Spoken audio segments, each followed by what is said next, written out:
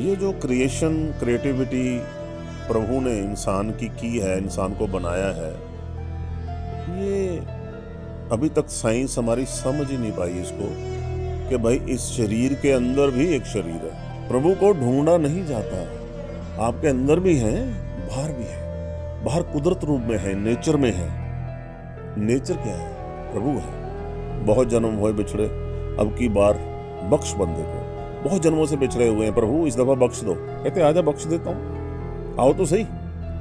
तो हम हाजिर नहीं होते, हमें हाजिर होना नहीं आता। आप 10 काम करने के बाद फिर प्रभु की बात करते हैं कि भाई मैं पहले ये कर लूं, वो कर लूं, फिर मैं मंदिर गुरुद्वारा जाऊंगा। भाई इसका मतलब क्या हुआ कि आपकी प्रायोरिटीज पहले कुछ और है, पिता परमेश्वर नहीं है जहां से आपको सब कुछ मिल रहा है। आपको ये मान के चलना है कि भाई मुझे नींद आए, व्हाटएवर नींद आए, जहां फर्ज करो मैं यहाँ पे कर रहा हूँ, हरिओम मुझे नींद आ गई, वहीं लेट जाओ, क्या दिक्कत है? जब जा खुली 10 मिनट और फिर लपड़ो, अरे बजाय कि आप उठ के चल दो। गुरु नानक साहब लिखते हैं, मूत पलीती कपड़ होए, दे साबुन लइए धोए, भरिए मत पापा के संग, ओहो धोपै नावे के रंग।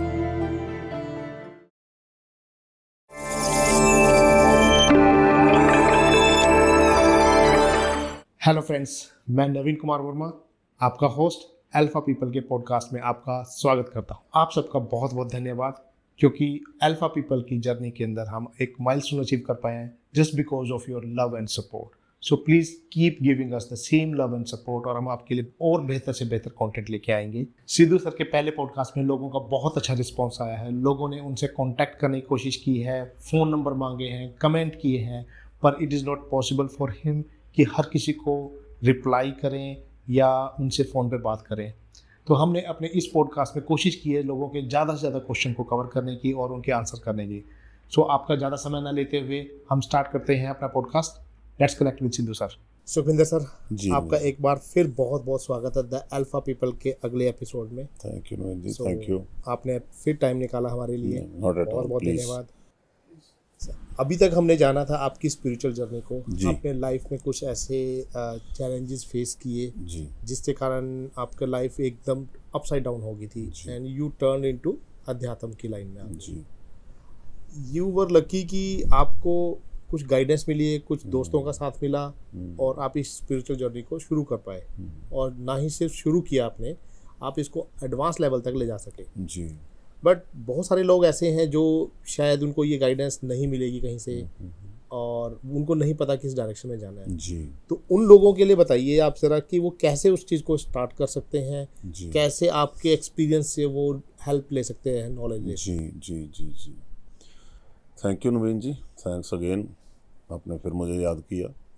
Most welcome. जी जी जी, बहुत अच्छा प्रश्न है जो आपने पूछा और बड़ी रिक्वायरमेंट है, ज़रूरत है हर किसी की। बिल्कुल सर, आज के टाइम की रिक्वायरमेंट है। हाँ, रिक्वायरमेंट है।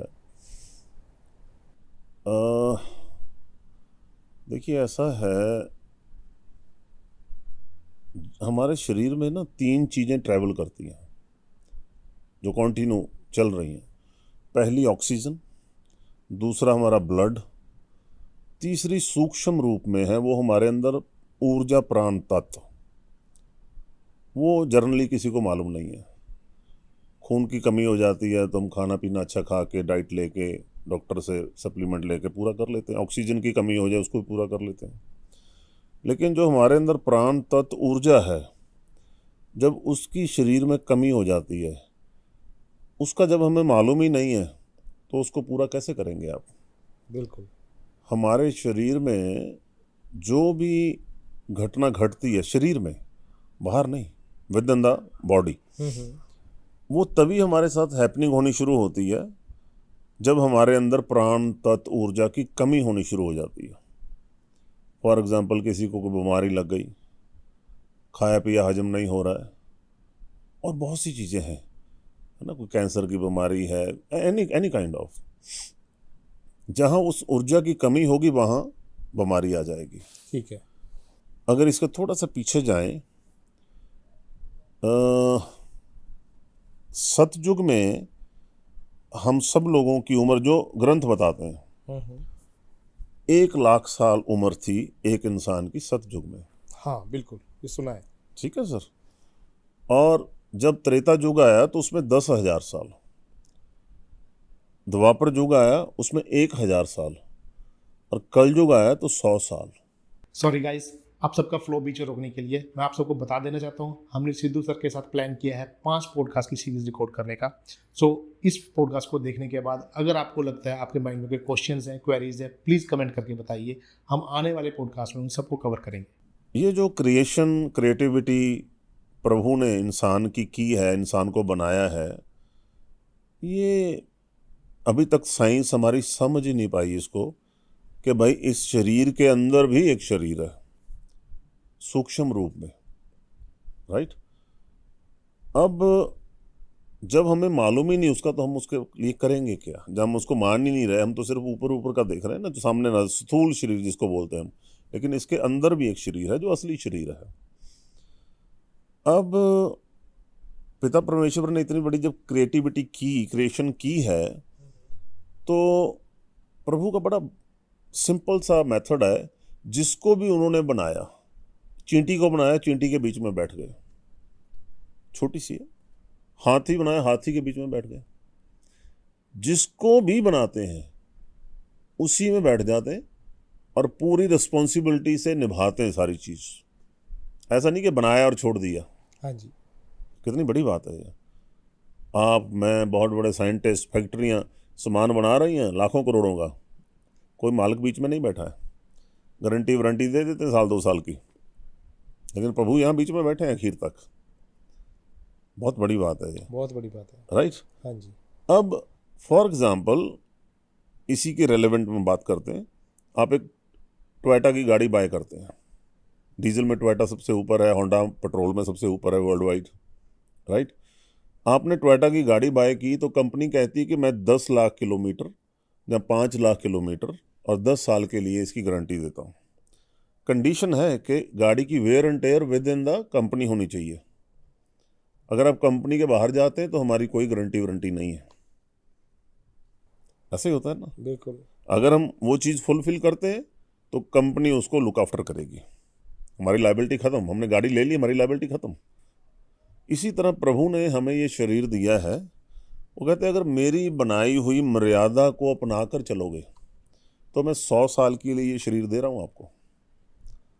100 साल इसका ना लीवर, ना फेफड़े, ना हार्ट, ना स्किन, ना आई, कुछ भी नहीं होगा, लेकिन मेरे मुताबिक चलो तो मैं 100 साल की गारंटी देता हूँ। बहुत अच्छा कंसेप्ट है ये, बहुत। ठीक है ना। और टेक्निकल है, हमें पता लग रहा है कि हाँ ठीक है, लॉजिकल है, कुछ छुपी हुई बात नहीं है ये। इस पर ज़रा सा ध्यान देंगे तो पता लगेगा वाकई ठीक है। अब पिता परमेश्वर की जो लोग इस जर्नी में शामिल हो जाते हैं, उनकी मर्यादा को कमाते हैं। बहुत से लोग हैं, मेरे फादर 85 के हैं, अभी ना उनके घुटने, ना कंधे, ना कुछ भी नहीं, एकदम फिट फाट, खुद गाड़ी ड्राइव करते हैं, खुद चलते हैं, बिना चश्मों के अखबार पढ़ते हैं। ठीक है ना। कोई डायबिटीज़ नहीं है, कोई लीवर प्रॉब्लम, कोई heart problem, not at all, क्योंकि थोड़ा थोड़ा प्रभु के चरणों में लगे हुए हैं। इस तरह और बहुत से लोग हैं। मैं सुबह लेक पे वॉक करने जाता हूँ, वहाँ मुझे एक बाबूजी मिलते हैं, वो 90 प्लस हैं, खुद वॉक करने आते हैं। He is a filthy rich man. तो 90 प्लस हैं तो बिल्कुल प्रभु का नाम जपते हैं, फर्स्ट क्लास हैं। ये दिक्कत कहाँ आती है? जहाँ हमारी बॉडी में प्राण तत्व ऊर्जा कम हो जाती है, वहाँ पे हमें बीमारी आनी शुरू होती है। कारण बनता है, किसी चीज़ को आने के लिए कोई कारण होता है, ऑब्वियसली। तो वो कारण बन जाता है, लेकिन उसके पीछे प्राण तत्व ऊर्जा काम कर रही है। ठीक है। आप डॉक्टर के पास गए, जितना वो कर सके ठीक है, नहीं हो पाता, जैसे मेरे साथ हुआ था, तो उसकी मेडिसिन ही नहीं थी, तो हमें तो फिर प्रभु के रास्ते पे चलना पड़ा। वहाँ पे चले, प्रभु का नाम जपा, प्राण तत्व ऊर्जा संपूर्ण होती चली गई। जैसे जैसे वो प्राण तत्व ऊर्जा संपूर्ण हुई, उसका लेवल पे पहुँच गया, तो मैं ठीक हो गया। कितनी लॉजिकल बात है ये। अब इसमें हम कहें कि कोई छुपी हुई बात, जहाँ कोई हट के कोई ऐसी बात ही नहीं है। सबसे पहले तो हमें इसी रास्ते पे चलना चाहिए, ताकि हमारा तीनों चीज़ें, ऑक्सीजन, ब्लड और प्राण तत्व ऊर्जा संपूर्ण रहे, ताकि हमें कोई किसी तरह की बीमारी आए ही ना हो। राइट। ठीक है सर। आ भी जाती है तो फिर प्रभु के चरनी लगे, और प्लस आपका जो दवाई है, सप्लीमेंट है, एक्सरसाइज है, अच्छा माहौल है, वो भी ज़रूरी है साथ साथ में। सब चीज़ें, कोई एक चीज़ से कोई भी संपूर्ण नहीं होता। सब चीज़ों का हिस्सा है थोड़ा थोड़ा बीच में। So true. ठीक है ना सर। अब बात है कि जो पिता परमेश्वर के प्यारे दुलारे आप जैसे मेरे जैसे सब जो लोग हैं, वो कैसे इस रास्ते पे आगे आए, कैसे अंदर का सुकून, है ना, उसमें एक ही बात है कि हमें हल्का हल्का थोड़ा थोड़ा, एकदम से नहीं हो पाएगा। आखन औखा साचा नाव, पिता परमेश्वर कहते सच्चा नाम है, ये कहना बहुत मुश्किल है, आसानी से नहीं कह पाएंगे। पढ़ लेते हैं, सब कुछ कर लेते हैं, पता लग जाता है कि हाँ भाई इसको करने से, लेकिन नहीं हो पाएगा। आस्ते आस्ते सहज पके सो मीठा होए, राइट। प्रभु कहते हैं आस्ते आस्ते चलो इधर। आप एक कदम बढ़ाओगे ना, मैं 100 कदम बढ़ाऊंगा। क्यों? बहुत जन्मों से आप बिछड़े हुए हो, शब्द भी है ना, बहुत जन्म हुए बिछड़े, अब की बार बख्श बंदे को। बहुत जन्मों से बिछड़े हुए हैं, प्रभु इस दफ़ा बख्श दो। कहते आजा बख्श देता हूँ, आओ तो सही। तो हम हाजिर नहीं होते, हमें हाजिर होना नहीं आता। प्रभु बहुत सिंपल वे में मिलते हैं, उनको आडंबर नहीं चाहिए, आडंबर से खुश नहीं होते। मैं थोड़ा सा आपको इतिहास में लेके जाता हूँ। आज तक के सबसे जो बड़े पाठ पूजा जपने वाले प्रभु के नज़दीक, उनको 70 दफ़ा दर्शन दिए प्रभु ने। जैसे उनका नाम है अपना, जैसे कबीर जी हुए हैं, अपने रविदास जी महाराज हुए हैं। उनका मंदिर भी बना हुआ, मुझे अभी माइंड से मेरे निकल गया। तो वो अपने नाना जी के जहाँ रहते थे, आ जाएगा अभी नाम उनका याद। छोटी उम्र थी, पुरानी भक्ति रही होगी। नाना जी के पास रहते रहते एक दिन नाना जी ने कहीं जाना था, तो कहने लगे बेटा कृष्ण जी को भोग लगवा देना। कहते नाना जी कैसे लगवाते हैं भोग, मुझे तो मालूम नहीं, बच्चे थे छोटे।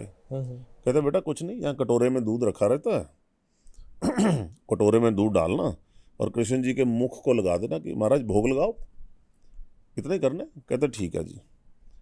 तो नाना जी चले गए, उन्होंने कटोरे में दूध डाला, कृष्ण जी के पास पहुंच गए कि महाराज नाना जी बोल के गए आपको भोग लगवाना है, तो आप दूध छकें, दूध भोग लगवाओ। जब लगवाया भोग उनको, तो कृष्ण जी महाराज साक्षात प्रकट हो गए।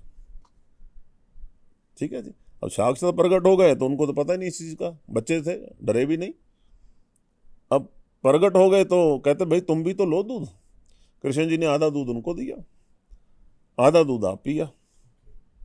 अब उनको जब कृष्ण जी ने दूध दिया, अब कृष्ण जी कोई छोटी मोटी चीज़ थोड़ा है, अब उनका पिछला सारा ज्ञान जितना था वो जागृत हो गया, ब्रह्म ज्ञान को प्राप्त हुए। अब नाना जी शाम को आए तो पूछा बेटा दूध कहाँ है, दूध तो है ही नहीं, बचा नहीं हुआ कहीं। कहते जी तो सारा दूध कृष्ण जी पी गए।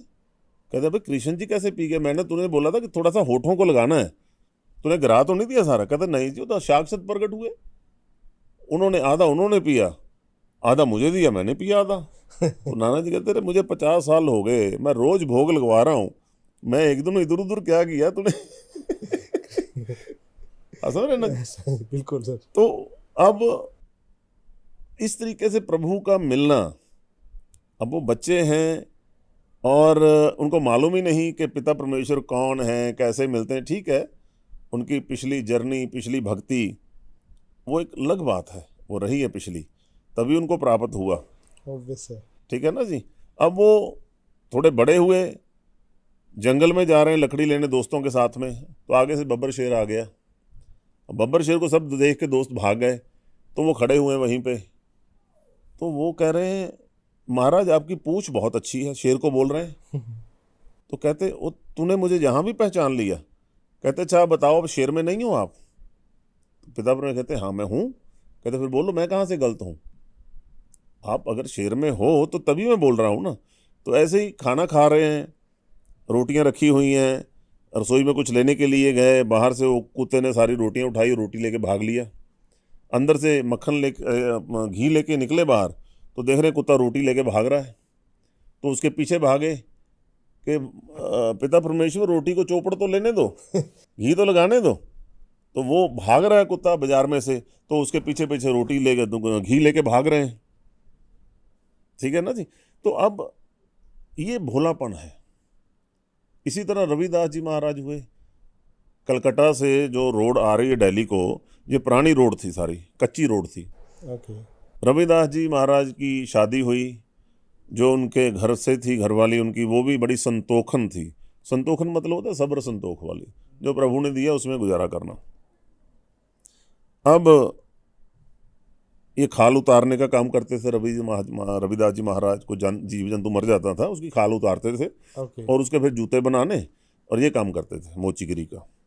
तो वहाँ पे ये जूते बना रहे हैं और बैठे हुए हैं। धर्मपत्नी एक घड़े में पानी का गिलास भरती है, एक उनको पिला देती है, खुद पी लेती है। 5 दिन हो गए, कुछ खाने पीने को नहीं है।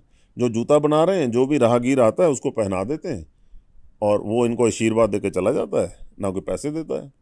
और ये जूता बनाते हैं, ये भी अपना प्रभु का नाम जपते रहते हैं। 5 दिन निकल जाते हैं।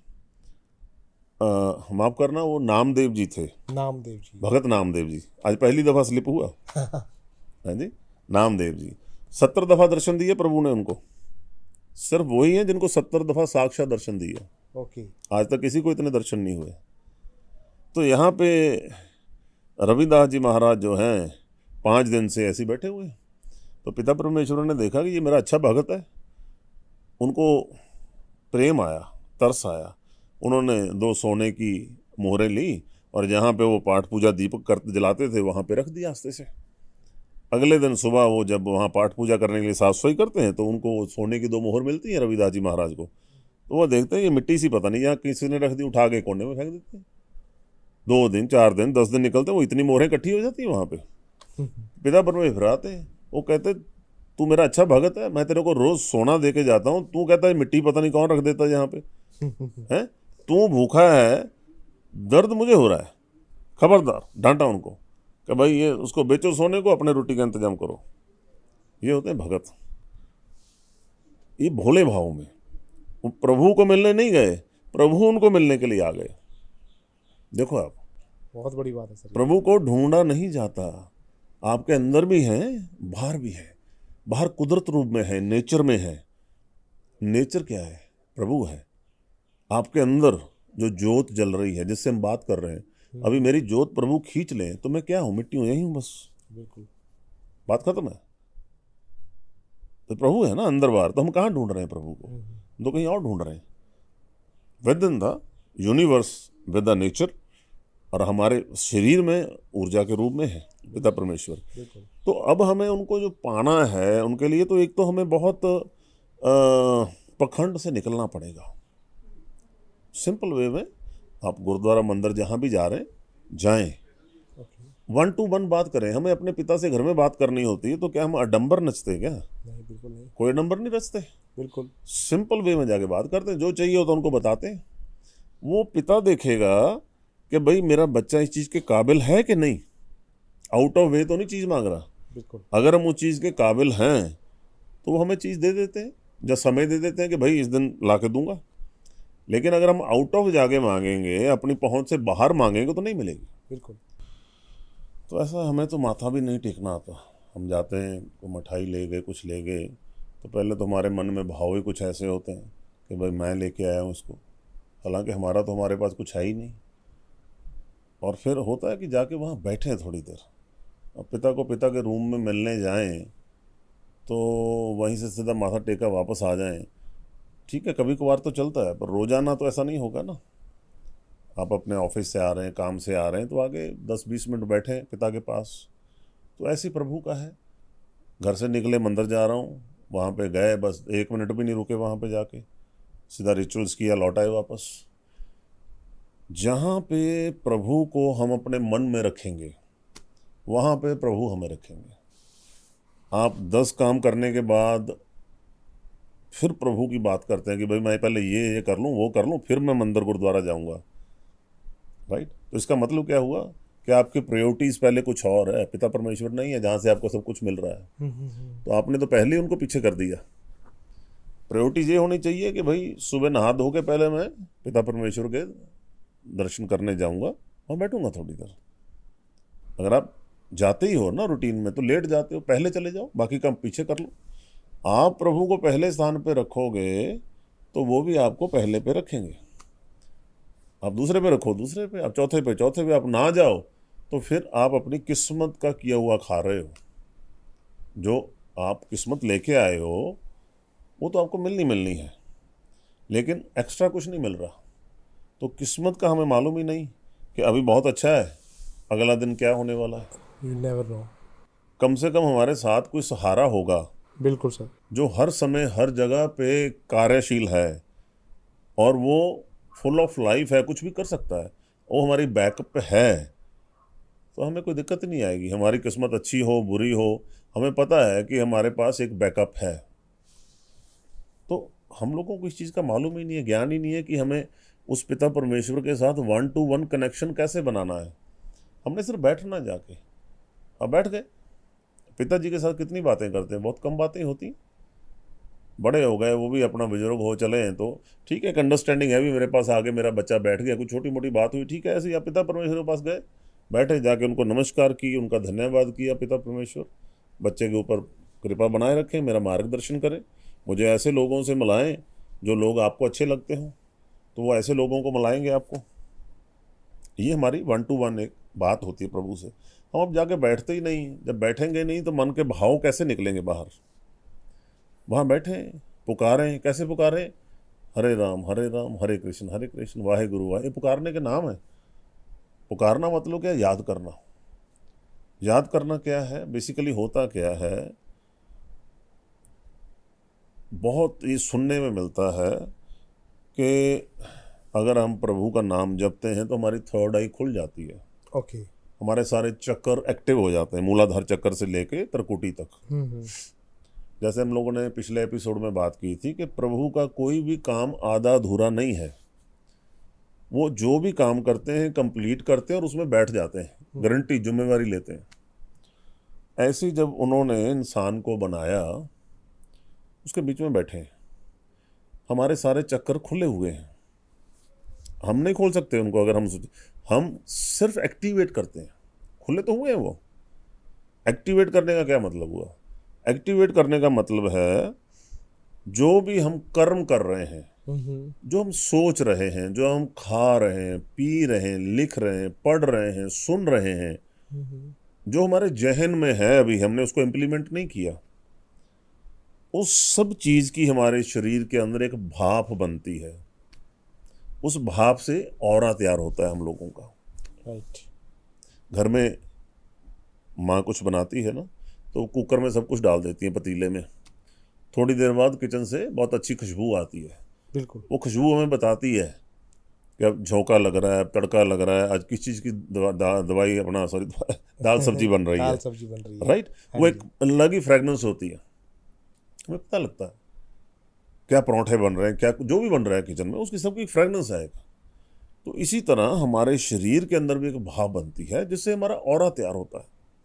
अब ये डिपेंड करता है आप क्या खा रहे हो, क्या पी रहे हो, किस तरह की संगत कर रहे हो, किस तरह के लोगों से मिल रहे हो, जहन में क्या चल रहा है, अच्छा चल रहा है, बुरा चल रहा है, सबके लिए अच्छा सोच रहे हो, सबके लिए दुश्मनियाँ पाल रहे हो, दया है मन में, करुणा है, भावना है, इंसानियत है, या खुरापाती माइंड है। जैसा आप सोचोगे वैसी ही अंदर भाव बनेगी और आपका ऑरा वैसे ही तैयार होगा। बिल्कुल। राइट। अब वो ऑरा अगर आपका प्रकाशमयी है तो इसका मतलब क्या हुआ कि आपकी जो अंदर मैल थी, इस दफ़ा आपको ज्ञान हो गया, मार्गदर्शन हो गया, आपने अच्छा खाना, अच्छा सोचना, अच्छी संगत करनी शुरू कर दी, आपकी ऑरा प्रकाशमयी होना शुरू हो गया। लेकिन पिछले जन्मों का हो सकता है इतना ज्ञान ना हो, बुरी संगत रही हो, और उस समय की जो मैल है वो हमारे जितने भी चक्कर हैं उनके सामने एक पर्दा बन जाता है। जैसे आप गाड़ी चला रहे हैं, बरसात का समय है, आगे भी कोई गाड़ी चल रही है, उसके टायर से उठ के कीचड़ जो आपकी गाड़ी के ऊपर पड़ रहा है, विंड स्क्रीन के ऊपर, तो अगर वाइपर ना चलाएं तो आगे दिखाई देना बंद हो जाएगा। बिल्कुल। गाड़ी रोकनी पड़ेगी।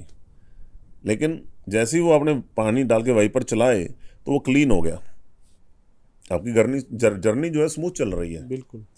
इसी तरह यहाँ पे भी हमारी जो कर्म हम लोग कर रहे हैं, जो खा पी रहे हैं, सब चीज़ की भाप बनती है, भाप से पर्दा बनता है, ऑरा तैयार होता है जिससे, वो सारी की सारी मलिनता हमारे चक्रों के आगे, हमारी तरकुटी के आगे, 10वें द्वार के आगे वो एक पर्दा बन जाता है। सर आपने बहुत ही इजी एग्जाम्पल में और समझ जाने वाले एग्जाम्पल इजी में ही दिया है ये, ठीक है ना सर।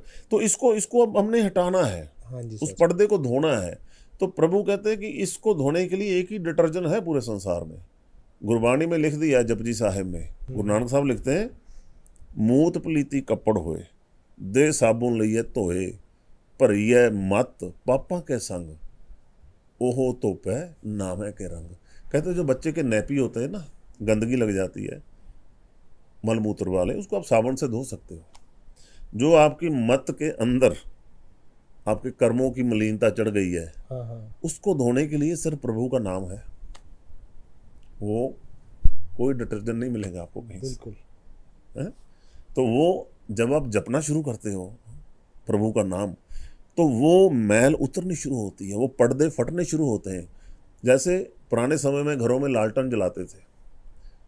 अब अगर घर की जो माँ है, फीमेल है, भाभी बहन है, जो भी लालटेन जलाती है, अगर वो एकदम एक्टिव है तो वो उसकी लालटेन रोज़ साफ़ करेगी, निकालेगी कांच की रोज़ सफाई करेगी, ताकि अंदर बाहर रोशनी प्रॉपर आती रहे। प्रॉपर आती है। लेकिन जो ढीली ढाली रहेगी, वो 2-3 दिन कांच ना साफ़ करे तो वो कालस की एक परत चढ़ जाती है अंदर, बिल्कुल। अंदर की रोशनी उजाला बाहर आना कम होना शुरू हो जाएगा। 10 दिन साफ ना करो, लालटन अंदर जलती हुई दिखाई देनी मुश्किल हो जाएगी। बिल्कुल। लगेगा लालटन बंद है, लेकिन लालटन तो जल रही है। हम सब चक्कर खुले हुए हैं, 10वां द्वार ये त्रिकुटी खुली हुई है, थर्ड आई खुली हुई है, लेकिन उसके आगे मलिनता का पर्दा पड़ा हुआ है। जब हम प्रभु का नाम जपेंगे, वो कूड़ का पर्दा फट जाएगा, धुल जाएगा, आर पार साफ दिखाई देगा। जिस दुनिया की बात हमें झूठ लगती है, वो दुनिया नजर आने लगेगी।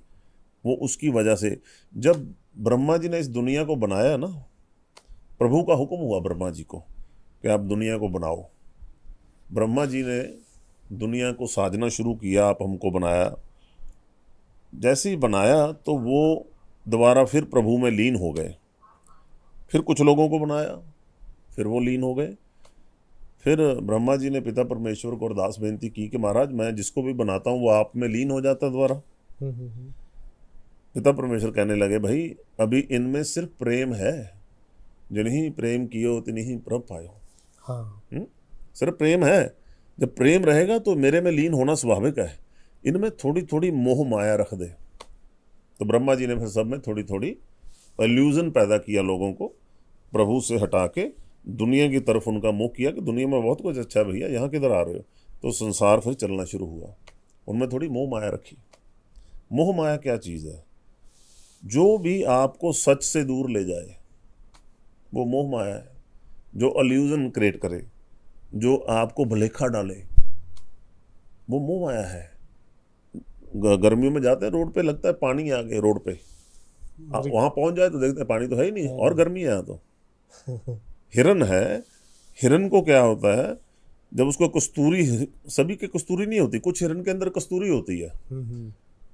जब वो हिरन को खुशबू आने लगती है कस्तूरी की, भाग रहा कि कहाँ से आ रही है।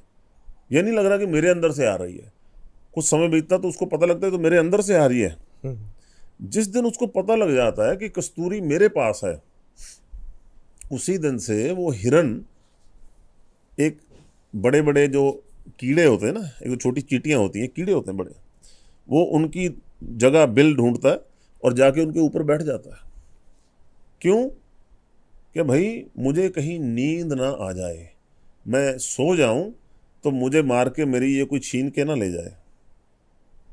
देखो आप, कस्तूरी को छीन ना ले कोई, इसलिए मैं चींटियों के ऊपर बैठा हूं ताकि ये मुझे काटती रहे और मैं जागता रहूं। लेकिन इल्यूजन है, भूखा प्यासा बैठा हुआ है, मर तो उसने वैसे भी जाना है, वैसे हो सकता बच जाता। लेकिन उस मोह माया के चक्कर में कि मैं उसको कैसे बचाऊं, ठीक है, तो चींटियों के जाके बैठ जाता है। तो वो हफ्ते 10 दिन वहाँ रह पाता मैक्सिमम, भूखा प्यासा वहीं मर जाता है। तो ये हम सब लोगों का हाल है। हम सब इल्यूजन में हैं, हम सब लोग। अभी असल से बहुत दूर है। दूसरी बात, हम लोगों को मालूम नहीं है कि प्रभु और शक्तियों में क्या फर्क है। ज़्यादातर संसार शक्ति पूजा कर रहा है। पिता परमेश्वर कहते हैं भक्ति में शक्ति है, शक्ति में भक्ति नहीं है। सुने इस बात को, भक्ति में शक्ति है, शक्ति में भक्ति नहीं है। शक्ति में क्या है? शक्ति में अहंकार है। रावण के पास क्या था? अहंकार। शक्ति थी पहले। हाँ, शक्ति थी, शक्ति से फिर अहंकार। शक्ति थी। शिवजी जी महाराज का सबसे बड़ा भक्त हुआ है रावण। ब्राह्मण था, 4 वेदों का ज्ञाता था, सोने की लंका थी, पैसे की कोई कमी नहीं थी, ठीक है, लेकिन उसके साथ में क्या था? अहंकार अहंकार आ गया था। प्रभु की भक्ति नहीं थी। अगर प्रभु की भक्ति होती तो फिर अहंकार ना होता, फिर ये सब कुछ ना होता। अब उसके पास शक्ति थी, भक्ति नहीं थी। भक्ति शक्ति को जन्म देती है, शक्ति अहंकार को जन्म देती है। अब ज़्यादातर लोग शक्ति पूजा कर रहे हैं। प्रभु ने जितनी भी शक्तियां बनाई हैं वो संसार को चलाने के लिए बनाई हैं, अपने लिए। प्रभु का एक सिस्टम है। जैसा संसार में हम लोगों का एक सिस्टम है, ऊपर राष्ट्रपति बैठे हैं, प्रधानमंत्री बैठे हैं, नीचे सारा कैबिनेट है, असेंबली है, एमपीज हैं, राज्यसभा मेंबर हैं, कैबिनेट मिनिस्टर्स हैं, एमएलएज हैं, नीचे सरपंच हैं, चेयरमैन हैं, कितना कुछ है, बिल्कुल सब चल रहा है। इसी तरह प्रभु ने सभी शक्तियों को बनाया नेचर को चलाने के लिए। 3 बड़ी महाशक्तियां बनाई, एक संसारी, एक भंडारी, एक लाए दीवान। संसारी मतलब ब्रह्मा जी संसार को पैदा कर रहे हैं। एक भंडारी, विष्णु जी महाराज भंडारे लगा रहे हैं कि भाई सारे सृष्टि के खान पीने का इंतजाम करो। एक कचहरी, कचहरी मतलब होता है कि भाई सबका हिसाब किताब करना है। शिव जी महाराज, किसी का वध करना है, कुछ करना है। तो ये 3 बड़ी शक्तियां पिता परमेश्वर ने बनाई कुदरत को चलाने के लिए, संसार को चलाने के लिए, सृष्टियों को चलाने के लिए।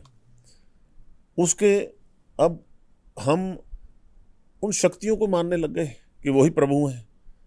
वो तो प्रभु ने कुदरत को चलाने के लिए बनाई है। वो शक्तियां तो खुद प्रभु की आराधना करती हैं। शिवजी जी महाराज जब कभी एक समाधि पे बैठते हैं किसी पे, उनकी 88,000 साल की एक समाधि है। वो शिव की आराधना करते हैं। शिव पिता परमेश्वर, शिवजी जी महाराज एक शक्ति है। अब रावण ने जब शिवजी जी महाराज की उपासना की, बहुत खुश हुए शिवजी जी महाराज। पूछा भाई बोलो क्या चाहिए? खुश हुए तो कहते नहीं महाराज आपको मैं अपना सिर भेंट करना चाहता हूँ। तो उन्होंने अपना सिर भेंट किया रावण जी ने। तो प्रभु ने खुश होकर उनको 10 सिर की ताकत दे दी। वो सिर तो उनको दे ही दिया, ठीक है, 10 दिमाग की पावर उनको दे दी कि जितने 10 रावण सोच सकते हैं, तुम तो एक ही थे ना, अब 10 गुना पावर तुम्हारी बढ़ जाएगी। ये उनको उन्होंने दी। लेकिन अब बीत चुका था सारा कुछ जो होना था, तो रावण को फिर जाना पड़ा। तो कहने का मतलब ये है कि आज के समय में हम सब लोग, ज़्यादातर लोग भक्ति नहीं कर रहे हैं। भक्ति है सिर्फ पिता परमेश्वर का नाम। हाँ, आपको रिद्धि सिद्धि चाहिए, आपको ताकत चाहिए, फिर आप शक्ति पूजा करो, बिल्कुल सही। फिर कोई दिक्कत नहीं है। लेकिन शक्ति पूजा में आपको दया नहीं आएगी। होता क्या है, जब हम प्रभु का नाम जपना शुरू करते हैं तो हमें मिलता क्या है?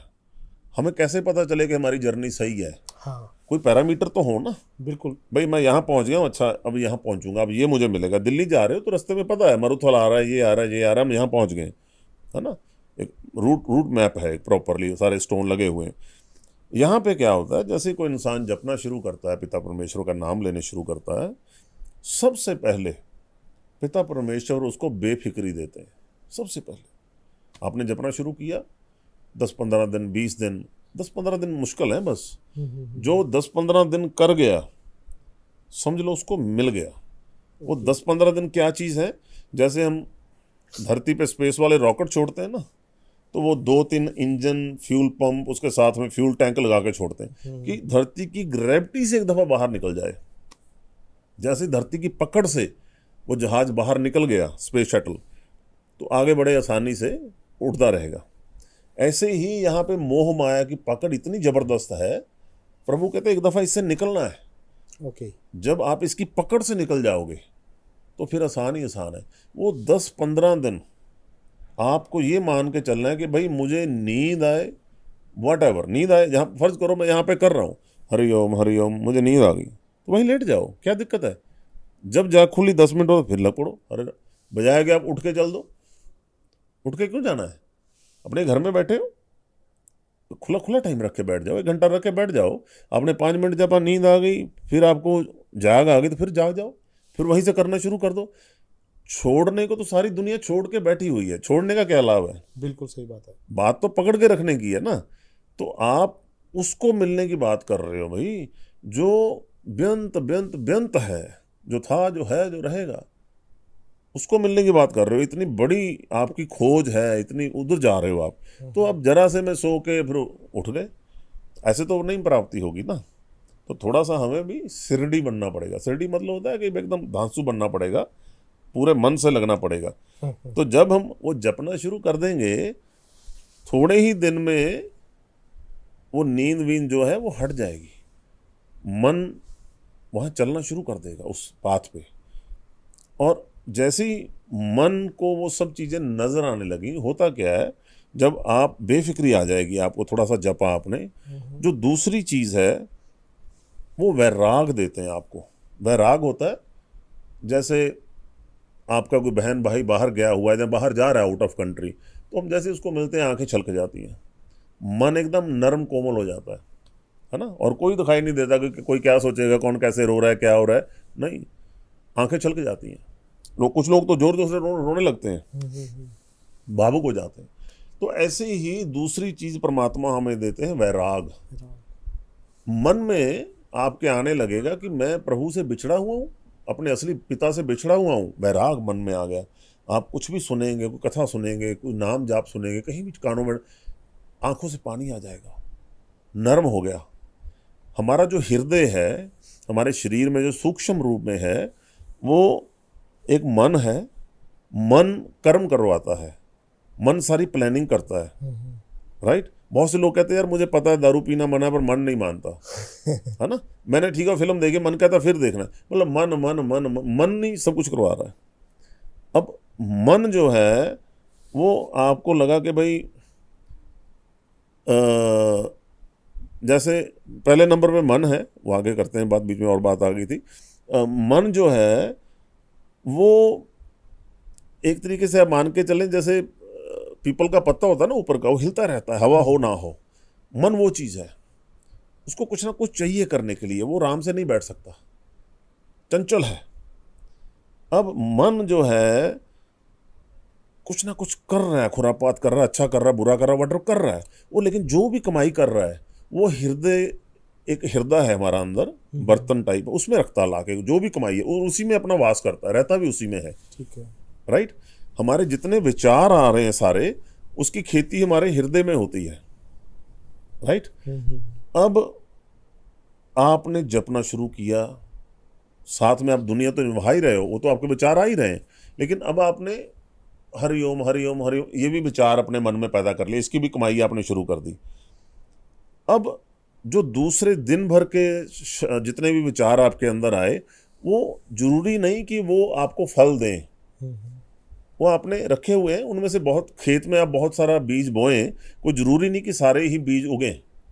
वो बीज कब उगेंगे, जब खेत की नरमाई होगी। खेत में, खेत सूखा हुआ है, उसको पानी नहीं लगाया आपने कभी, उसमें आप सारी दुनिया का बीज फेंक दें, वो जल जाएगा, सड़ जाएगा, चींटियाँ ले जाएंगी, लेकिन वो उगेगा नहीं, क्योंकि उसको नरम नहीं है, पानी नहीं मिला, उसको सूखा है वहाँ पे। ऐसे प्रभु कहते हैं अपने हृदय को नरम कर पहले। ओके। जो हमें वैराग देते हैं ना, आंखों से पानी छलकता है, वो हमारे हृदय को नरम करता है, ठीक है। अब आपने बोला हरे राम हरे राम, हरे हरे राम क्या चीज़ है, बीज मंत्र है। आपने उस बीज को, मंत्र के बीज को अपने अंदर बिखेरना शुरू किया धरती पर। वाहेगुरु एक छीटा, वाहेगुरु 2 बीज, वाहेगुरु 3 फेंक रहे हो आप, जप रहे हो, मतलब सही बात, एक बीज का छीटा दे रहे हो, बीज मंत्र है, ठीक है। अब आप अंदर माहौल बना हुआ है, नर्म है, तो वो बीज उगेगा। मन कठोर है, बहुत से लोग कहते हैं हमें बहुत साल हो गए जपते हुए, हमें कोई लाभ नहीं हो रहा, लाभ होगा ही नहीं, खेत तो सूखा पड़ा है, खेत सूखा है, खेत में वैराग है ही नहीं। वैराग क्यों नहीं है, खेत सूखा क्यों पड़ा है?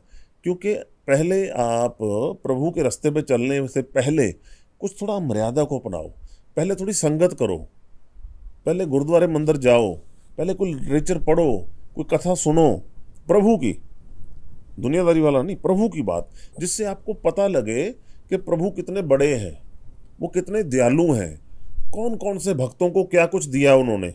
सही बात है भाई ऐसा नहीं है कि जैसे जैसे हमने बोला, बात की है पहले कि दूध पिलाया भगत जी ने तो ऐसे प्रकट हो गए। रविदास जी महाराज बैठे हुए हैं तो प्रभु खुद मिलने आए उनको, वो नहीं मिलने गए प्रभु को। ठीक है ना, वो एक भाव अंदर अपने, वो भाव कब पैदा होगा? जिस चीज़ के आपको बारे में पता ही नहीं है तो आप उस रास्ते पे चल पे हो, पता है नहीं आपको कुछ भी, तो फिर कैसे सब कुछ होगा? पहले उसके बारे में थोड़ा, जितना आप इस बुद्धि के द्वारा पढ़ सकते हैं, जानकारी ले सकते हैं, वो थोड़ा सा लेके फिर उस रास्ते पे चलें, फिर जपना शुरू करें। फिर दूसरी चीज़, प्रभु आपको वैराग देते हैं, फिर नरम हो जाए, जो ये बोए वो फल दे, उगे। अब होगा क्या? पहले बेफिक्री, दूसरे नंबर पे वैराग, तीसरे नंबर पे आपको दया प्रकट होगी अंदर। ओके। दया, जो आप वाहेगुरु हरिओम का बीज बीज रहे हैं, उसमें से दया प्रकट होगी। आपके घर में कोई ड्राइवर है, कोई माली है, कोई मेड काम कर रही है, आप उसको बुला के पूछोगे, बेटा कितनी तनख्वाह है तुम्हारी, कितने बच्चे हैं, इतने में कैसे गुजारा होता है? आज से 2000 तनख्वाह तुम्हारी। और तो घर से चैरिटी शुरू होगी, घर से दया आ गई ना आपको। घर में माँ है, कभी सोचा ही नहीं, माँ को पूछ के जाओगे, माँ तुम्हें क्या अच्छा लगता है खाने के लिए, ये ला के दूँ, कौन से कपड़े चाहिए, वो सब चीज़ें आस्ते आस्ते दया शुरू हो गई अंदर। फिर दया जन्म देती है धर्म को। ग्रंथ में लिखा है, धर्म दया का पूत। जो धर्म है वो दया का पुत्र है। फिर धर्म पैदा होगा अंदर आपके, इंसानियत वाला धर्म। ये हिंदू सिख मुसलमान वाला धर्म नहीं, इंसानियत वाला धर्म, जो प्रेम ही प्रेम सिखाता है। फिर वो धर्म पैदा होगा अंदर। जब ये आपके पास 4 चीज़ आ जाएंगी, पहली चीज़ आपकी बेफिक्री, दूसरी चीज़ वैराग, तीसरी चीज़ दया, चौथी चीज़ धर्म, धर्म कर्म जिसको हम बोलते हैं, अच्छा धर्मी कर्म। फिर 5वीं चीज़ आपको देते हैं प्रभु, असली चीज़ जिसके लिए पूरा जगत घूम रहा है। वो क्या? वो है बरकत। हम बरकत कब ढूंढते हैं? हम सब बरकत पहले मांग रहे हैं कि मेरे घर में कमाई तो बहुत है, पैसा टिकता नहीं है, बहुत पैसा कमाया, आज खाली आता है, बरकत ही नहीं है। पैसा बाद में घर में आता है, पहले खर्चे खड़े हैं सारे, बीमारी है, कोर्ट कचहरी है, लड़ाई झगड़े हैं, कुछ ना कुछ लगा ही रहता है। तो कुल मिला के ये 4 चीज़ें हमें मिलेंगी, 5वीं चीज़ हमारे पास अपना वो रिजल्ट है उसका, वो बरकत। हाँ, वो रिजल्ट है, एक बार फिर वो फल है। क्या एक बार फिर रिपीट करें इस पॉइंट को, क्या हम बात कर रहे हैं? पहले जो हमें है, जब नाम जपना शुरू करेंगे, नाम जपते जपते प्रभु सबसे पहले हमें बेफिक्री देंगे। बेफिक्री होता है कि आपको फिक्रों से निकालेंगे, अब वहाँ जाना है, मेरा क्या होगा, मेरे बच्चों का क्या होगा, ये ना हुआ तो वो ना हुआ, मतलब ये सब चीज़ फिक्र है ना जी सारे। बिल्कुल बिल्कुल, है ना। फिर दूसरी चीज़ आपको देते हैं वैराग, जिससे आप कुछ भी देखेंगे, कोई एक्सीडेंट हुआ पड़ा है, आंखों से पानी छलक जाएगा। बहुत से लोग कहते हैं अरे भाई मर्द बनो, आंखों से पानी क्या? अरे भैया, मर्द, असली मर्द तो वही है जिसकी आंखों से पानी आए। जिसकी आंखों से पानी ना आए वो मर्द थोड़ा है, वो तो पत्थर है, वो निर्जीव है, वो राक्षस है, वो दयालु नहीं है। आप समझे इस बात को? प्रभु के रास्ते पे चलना है तो दया जरूरी है, धर्मी होना जरूरी है। ठीक है, ठीक है सर। दूसरी होगी वैराग। दूसरी वैराग है। तीसरी चीज दया प्रकट होनी चाहिए। चौथी, दया को फल लगेगा धर्म का, धर्म कर्म। चौथी चीज आएगी, 5वीं चीज आएगी बरकत। जब ये 4 चीज करेंगे तो 5वीं आएगी। करनी एक ही चीज है, उन्हीं से आगे अपने आप आती जाएंगी। हमें तो सिर्फ जपना है, बाकी तो प्रोसेस है। ठीक है ना। अब बरकत क्या चीज़ है? जैसे मैंने बताया कि भाई पैसा भी रुकेगा, बीमारी भी घर से निकल जाएगी, सब कुछ चीज़ें कमाल ही हो जाएगी। जो है उसी में रजा हुआ महसूस करेंगे और बरकत रहेगी घर में। किसी भी चीज़ की, दाल सब्जी 4 जानों के लिए बनाई है, 10 गेस्ट आगे ख़त्म ही नहीं होगी। मैं अभी बीच में आपको इंटरप्ट करूँगा, एक चीज़ पूछूंगा। इसको मैं रिलीजन से नहीं जोड़ना चाहता, लेकिन मैंने देखा कि जैसे अब सिख धर्म है जी, सिख धर्म में हम लोग क्या करते हैं कि जैसे गुरुद्वारा साहब जाते हैं, छोटे बच्चों को शुरू से बचपन से लेके जाते हैं जी, बाकी धर्मों में भी लेके जाते हैं, लेकिन यहाँ पे हमने हैबिट बनाई हुई है जी जी। फिर वहाँ जाके सेवा करते हैं, साफ सफाई भी करते हैं और सब कुछ करते हैं जी। और फिर उसके बाद जब हम कमाते हैं, काम घर आते हैं, काम करते हैं, तो सारा मतलब उसका कुछ हिस्सा हम अपनी इनकम का गुरुद्वारे में डोनेट करते हैं। 10% जिसको हम बोलते हैं, कम हाँ। से कम उन्होंने कहा, बाकी तो हमारी इच्छा सबकी अपनी इच्छा है, लेकिन दसवां पर सौंद कुछ ना जिसको कुछ बोलते करते जी, हैं। जी जी जी और फिर हम देखते हैं कि फिर उसके बाद एक ग्रोथ है इंसान की, जी। स्पिरिचुअल ग्रोथ है, हम्म, फैमिली ग्रोथ है, फाइनेंशियल ग्रोथ है, वो बहुत अच्छी होती है। जी जी जी। तो इसके पीछे क्या मतलब यही चीज़ को, कंसेप्ट को माना जाएगा कि गुरु साहब ने जी हमें यही बताया कि इस सब चीज़ों को करो ताकि आपका सारे जो भी दोष हैं सब मैं चीज़ें दूर हो समझ गया जाएंगी। आपका प्रश्न। जी नवीन जी, इसमें ऐसा होता है जैसे प्रभु का हुक्म तो है ही है गुरु साहब का हमें कि भाई आप 10% अपनी कमाई में से निकालें।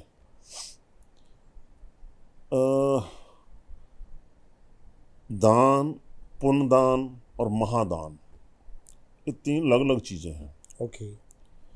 एक दान है कि आप लाइफ में फुलफिल हैं, हर चीज़ का व्यंत है आपके पास, तो आप कंबल बांट रहे हैं, लंगर लगा रहे हैं, मेडिसिन का कुछ कर रहे हैं, हॉस्पिटल बनवा रहे हैं, अच्छी बात है, इंसानियत है वो। आपके पास एक्स्ट्रा है, फालतू है, बहुत लोगों को बहुत है, नहीं करते, लेकिन जो कर रहा है वो बहुत बड़ी बात है। दूसरा है पुण्य दान। ये दान था, वो पुण्य दान, कि भाई आपके पास इतना ही है, भाई ठीक है, बहुत ज़्यादा नहीं है, लेकिन आप उसमें से भी कुछ कर रहे हो, एक्स्ट्रा नहीं है, गुजारा चल रहा है, भूखे भी नहीं रह रहे हैं, ठीक है, तो वो दान से ऊपर कैटेगरी में आता है। एक आता है महापुण्य दान, कि आपके पास 4 रोटी है और आपको 4 की भूख है, कोई आ गया, उसमें से 2 आपने उसको दे दी, अपनी भूख में से भी आपने आधी रोटी उसको दे दी, 2 रोटी उसको दे दी, उसको बोलते हैं महादान। दान, पुण्य दान और महादान, तीनों ही बहुत बढ़िया हैं, लेकिन श्रेणी अलग अलग है प्रभु की निगाह में। ठीक है सर। अब हम गुरुद्वारे में कहीं भी पुण्यदान करते हैं, मंदिर में करते हैं, अब वो डिपेंड करता है कि वहाँ पे जो पुण्यदान आप कर रहे हो, क्या वो पुण्यदान सही जगह पे लग रहा है, जहाँ वहीं के प्रबंधक खा पी रहे हैं। यूजली जो हम आजकल शोर पड़ रहा है, हाँ बिल्कुल। गोलक की पीछे सब लड़ाई झगड़ा चल रहा है, ठीक है, कुछ दान वहाँ पे कर दें, क्योंकि बहुत से लोग लंगर छक रहे हैं, बहुत कुछ है। वैसे तो वो पिता परमेश्वर का घर है हर जगह पे, वहाँ पे वैसी कमी नहीं आएगी किसी भी बात की, वहाँ बहुत ऊर्जा है, बहुत शक्तियाँ वहाँ ट्रैवल करने आती हैं, बहुत कुछ है वहाँ पे। कोशिश रहे कि जो आपके कोई आस पड़ोस है, कोई रिश्तेदार है, आपके घर का कोई ड्राइवर है, कोई माली है, कोई और है, आपको वहाँ पे असलियत तो मालूम है ना, कि भाई हम इसको कितनी तनख्वाह दे रहे हैं, इसमें इसका गुजारा हो रहा है कि नहीं हो रहा है। बिल्कुल सही।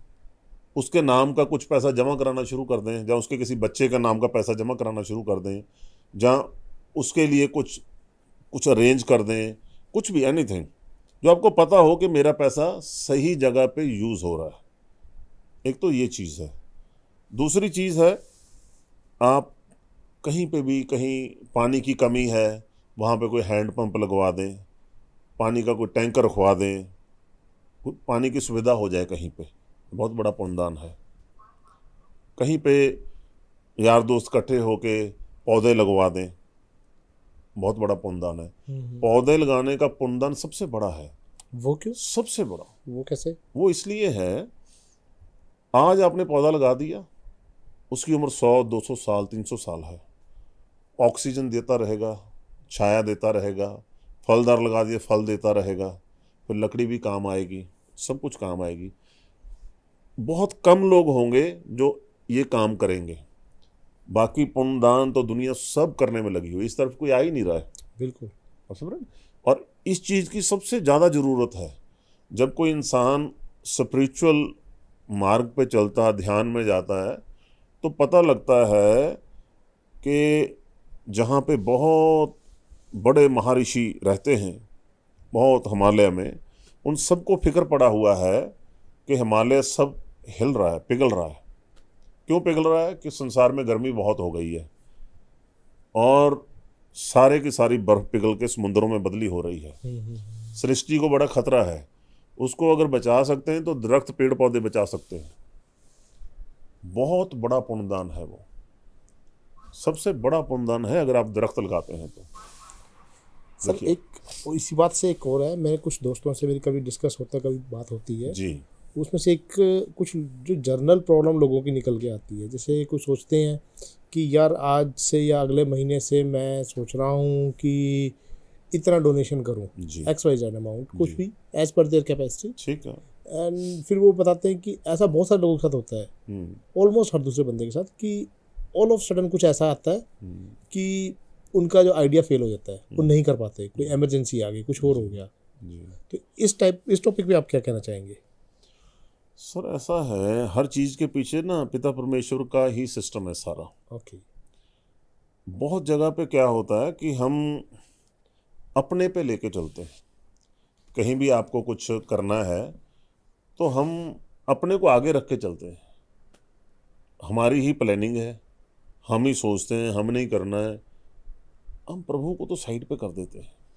जैसे भाई, मैं पुण्यदान करूँगा, मैं अपनी तनख्वाह में से निकालूंगा, मैं अपने बिजनेस में से निकालूंगा। वो जो मैं आ रहा है ना, मैं वो गलत चीज़ है। आपको कुछ भी प्लानिंग करनी है, कोई पुण्यदान करना है, किसी बच्चे की आपको कंटिन्यू फीस पे करनी है, कहीं कोई रिस्पॉन्सिबिलिटी आपको उठानी है किसी चीज़ की, और उसमें रेलेवेंट कोई आगे दूसरा पर्सन है, कोई आपके ऊपर फेथ करके उसने छोड़ दिया आपके ऊपर कि ठीक है जी नवीन जी हर महीने ये पे करेंगे, लेकिन आप 2-4 महीने पे कर पाए, उसके बाद आपकी कैपेसिटी में नहीं रहे आप, राइट? तो उसमें अच्छा भी नहीं लगता और वैसे भी गलत हो जाता है। तो वो क्यों हुआ ऐसा? वो इसलिए हुआ कि उसको हमने अपने ऊपर ले लिया था, लायबिलिटी को। अपने ऊपर मत ले। हमें नहीं मालूम हमारा आगे आने वाला समा कैसा है, अच्छा है, बुरा है। प्रभु को आगे रख के चलें कि पिता परमेश्वर, आपकी कृपा से मेरे दिमाग में ये ख्याल आया कि ये काम किया जाए।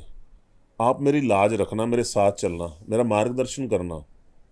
आपकी कृपा से जो हो पा रहा है, आप समझ रहे ना? जो भी आपने करना है प्रभु को आगे रख के चलें। व्हाटएवर, वो कभी आपकी पीठ नहीं लगने देंगे, कभी आपको डिमोरलाइज नहीं करेंगे। अपने आप ही कोई भी साधन बनाए, कोई, क्योंकि वो कैपेसिटी में है, वो हर उस कैपेसिटी में है जो हम सोच भी नहीं सकते।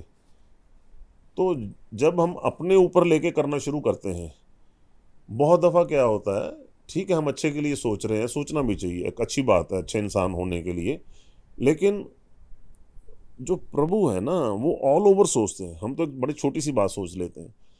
वो सोचते हैं कि भाई ये इंसान के अंदर कहीं किसी तरह का बीज बोया ना जाए अभी, अहंकार का, हौमे का, कि वो आगे जाके पेड़ बनेगा बहुत बड़ा। अभी ही उसको दबा दो, अभी उसको ऐसा कर दो। तो वो जब हम प्रभु को शामिल कर लेंगे तो हमारा तो कुछ रहा ही नहीं। बिल्कुल। ठीक है ना? 2 तरह का मसला है हर चीज़ में, दिन है तो रात है, बिल्कुल। अच्छाई है तो बुरी है, अच्छा है बुरा है, सब चीज़ें, मतलब 2 हैं सब चीज़ें।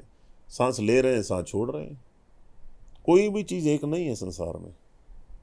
ठीक है ना सर? तो प्रभु ने हर चीज़ का नेगेटिव पॉजिटिव दोनों चीज़ें बनाई है। जब हम उनको साथ लेके चलेंगे, आगे रख के चलेंगे, तो सब कुछ पॉजिटिव ही होगा, नेगेटिव नहीं होगा तो अपने ऊपर ले ही नहीं रहे हम। जैसे जो ब्रह्म ज्ञानी होते हैं ना, उनको पुण्य लगता है ना उनको पाप लगता है। क्यों नहीं लगता? क्योंकि वो मैं छोड़ चुके होते हैं।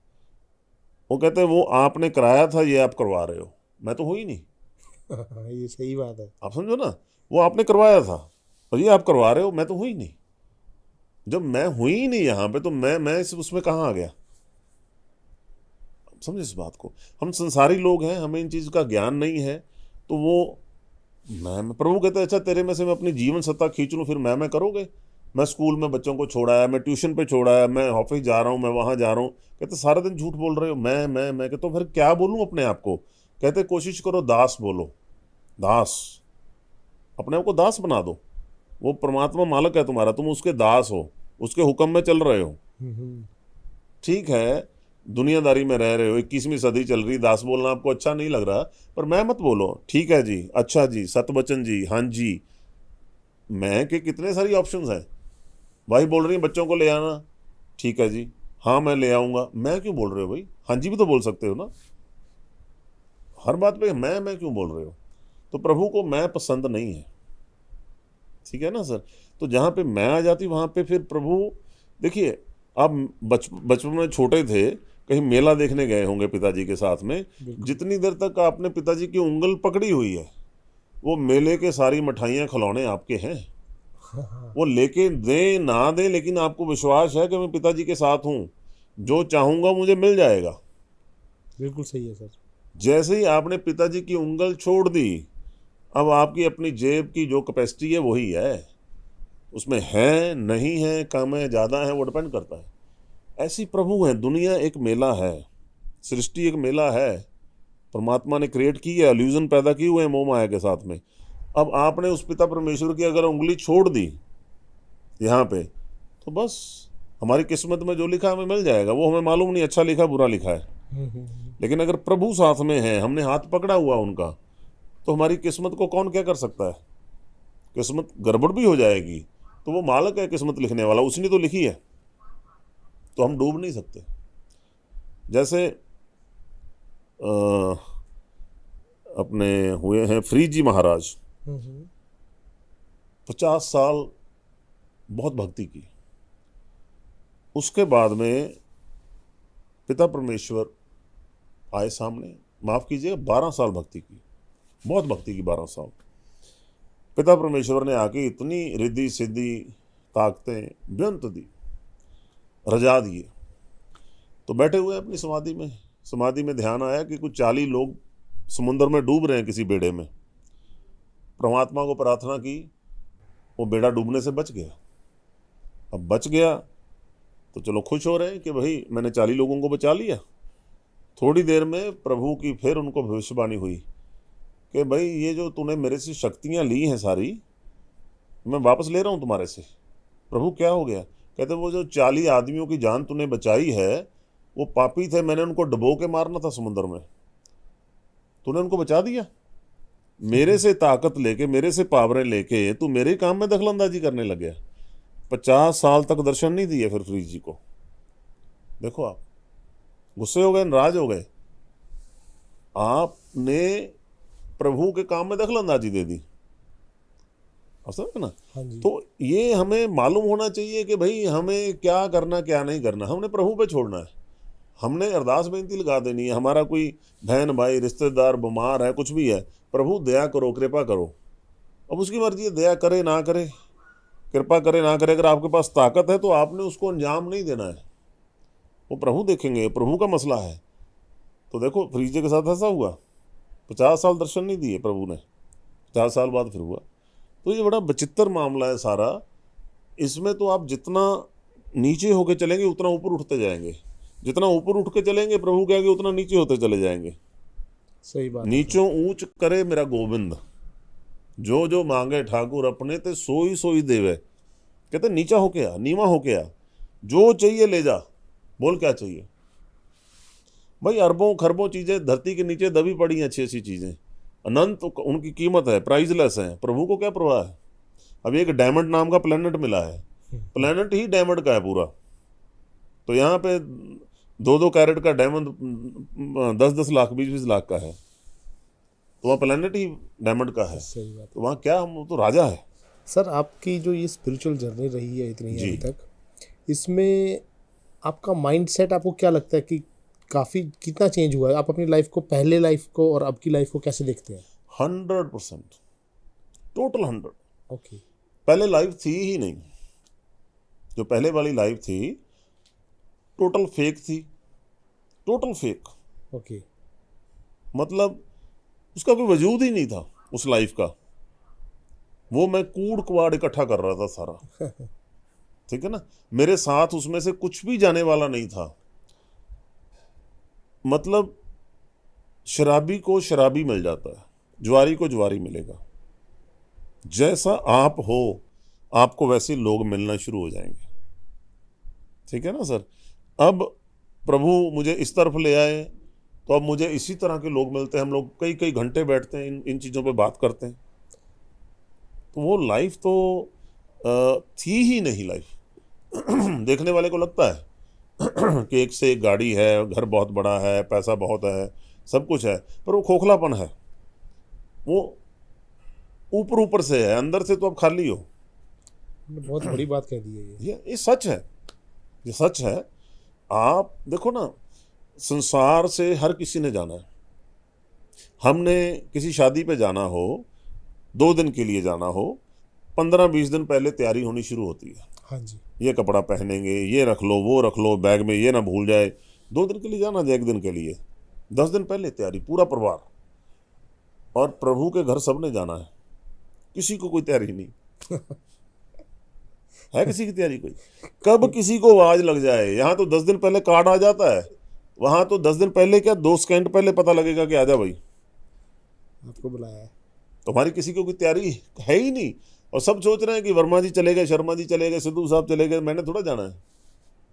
हर किसी को वो मोह माया ने ऐसा जाल बनाया हुआ है सबके अंदर, मैंने तो जाना ही नहीं, मैं तो परमानेंट यहाँ पे हूँ। बिल्कुल सही है। लेकिन जाना सबको है, सब जा रहे हैं आंखों के सामने, फिर भी हर किसी को लग रहा है मुझे नहीं जाना। बहुत बड़ी बात है सर। एक चीज़ और है इसमें, नवीन जी, बड़ी अच्छी बात मेरे दिमाग में आ गई। सिख के बारे में बात करना चाहता हूँ आपके हाँ साथ जी, में कि श्योर, सिख श्योर। कौन है, सिख क्या चीज़ है, सिख कहाँ से आता है, सिख कैसे बना जाता है हाँ जी। है ना।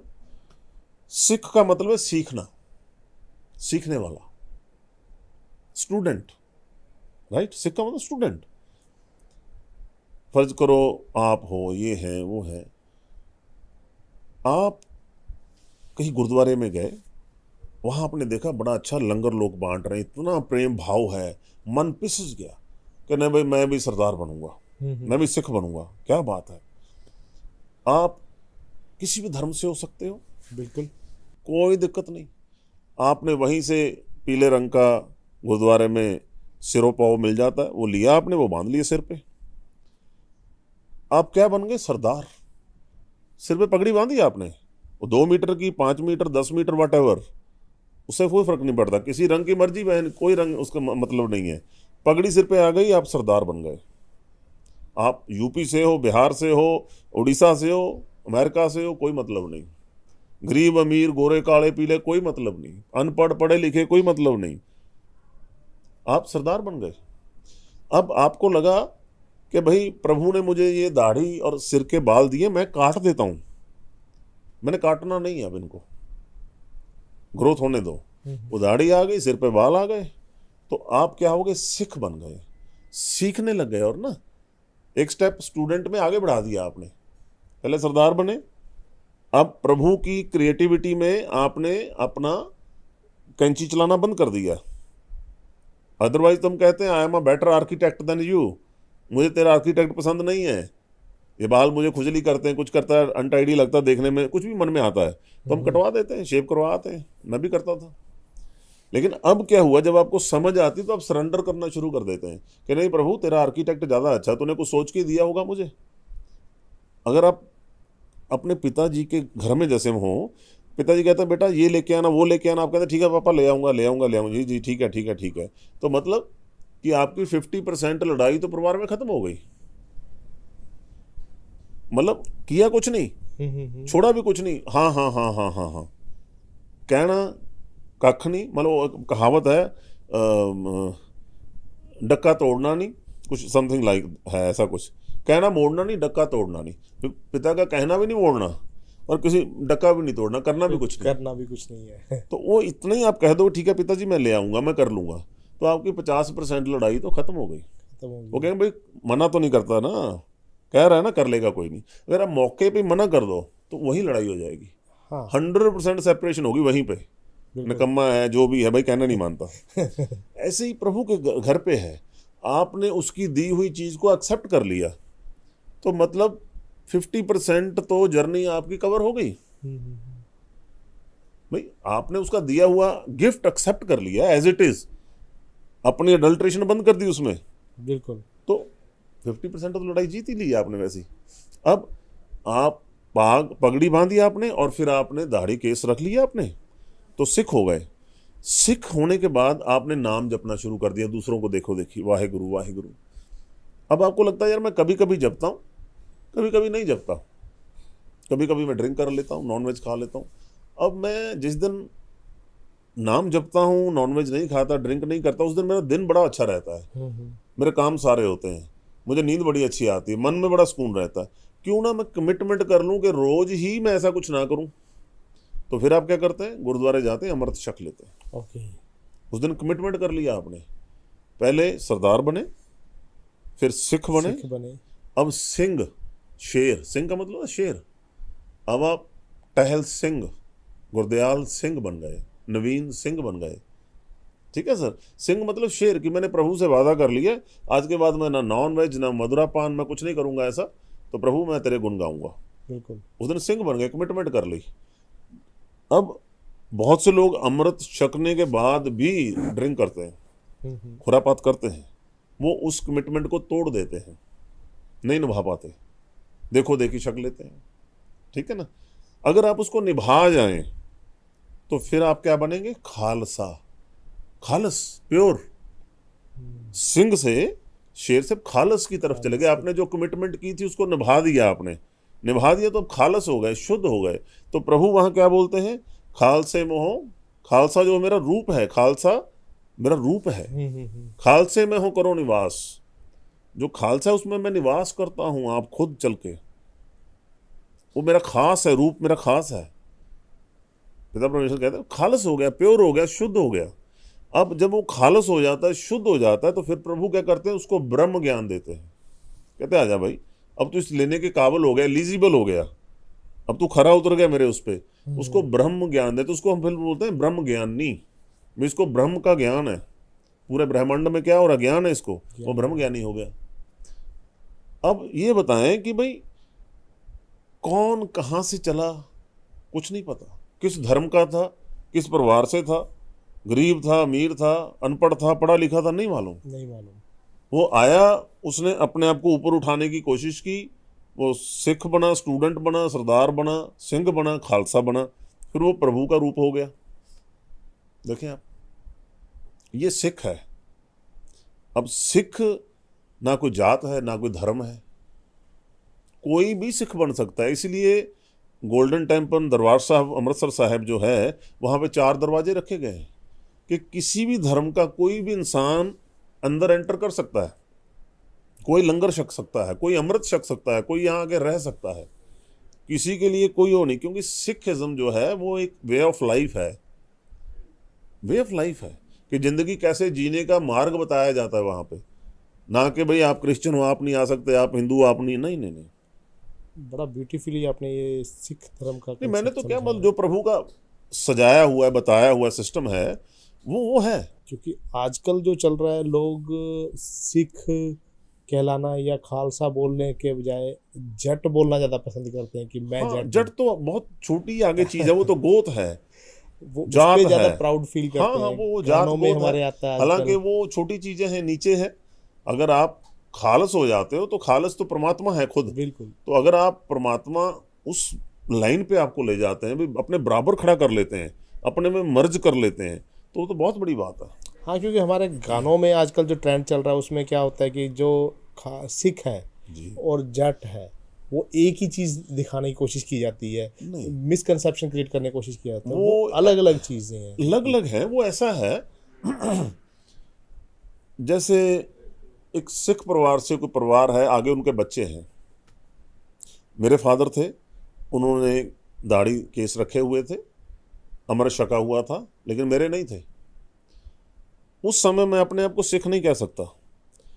जो सिक्खी है वो आपको परिवार से नहीं मिलती, उसको आपको कमाना पड़ेगा।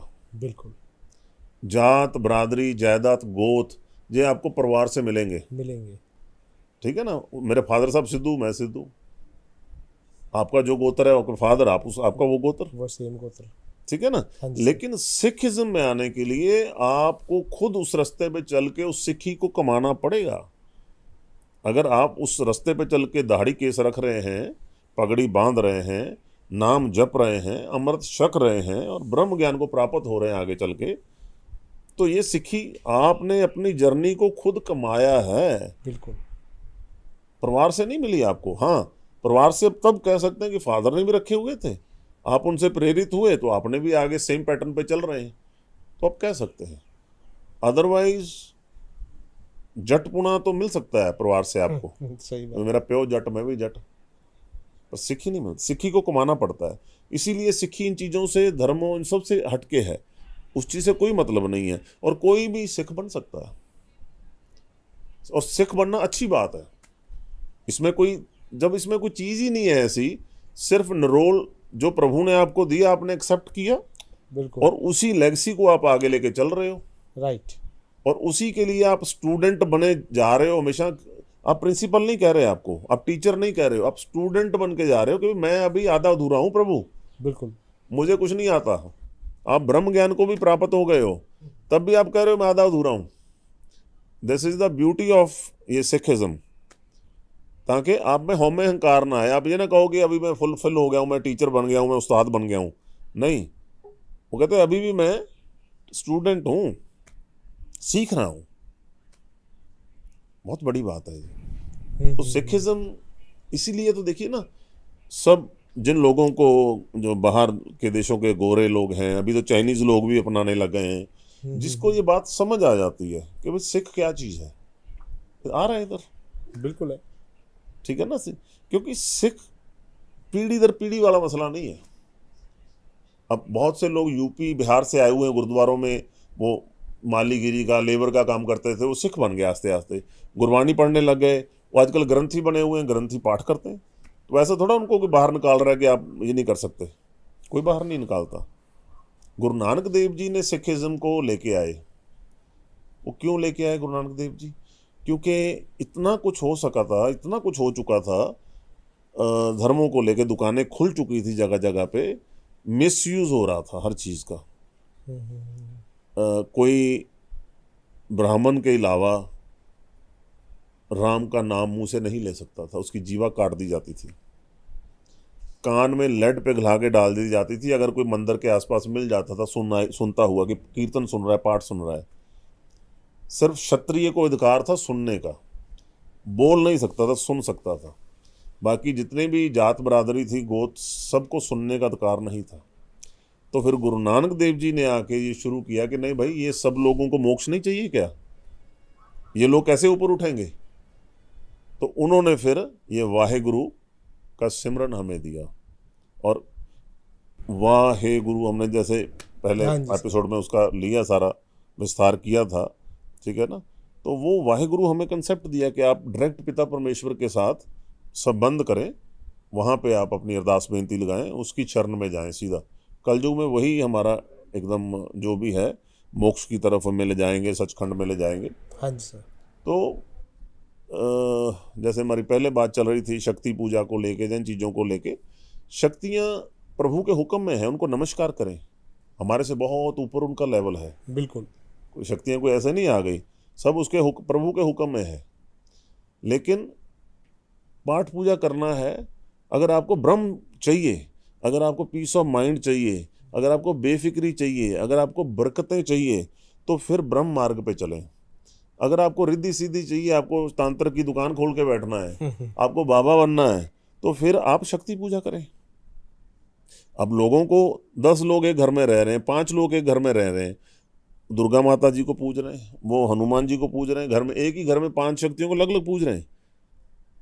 एक घर में भी तो कम से कम एक शक्ति की पूजा कर लो भैया, वो अलग अलग कर रहे हैं, ठीक है ना। शक्तियों को नमस्कार करें। वो प्रभु ने उनको बनाया अपना संसार को, सृष्टि को चलाने के लिए। आप प्रभु को करेंगे तो आपको फिर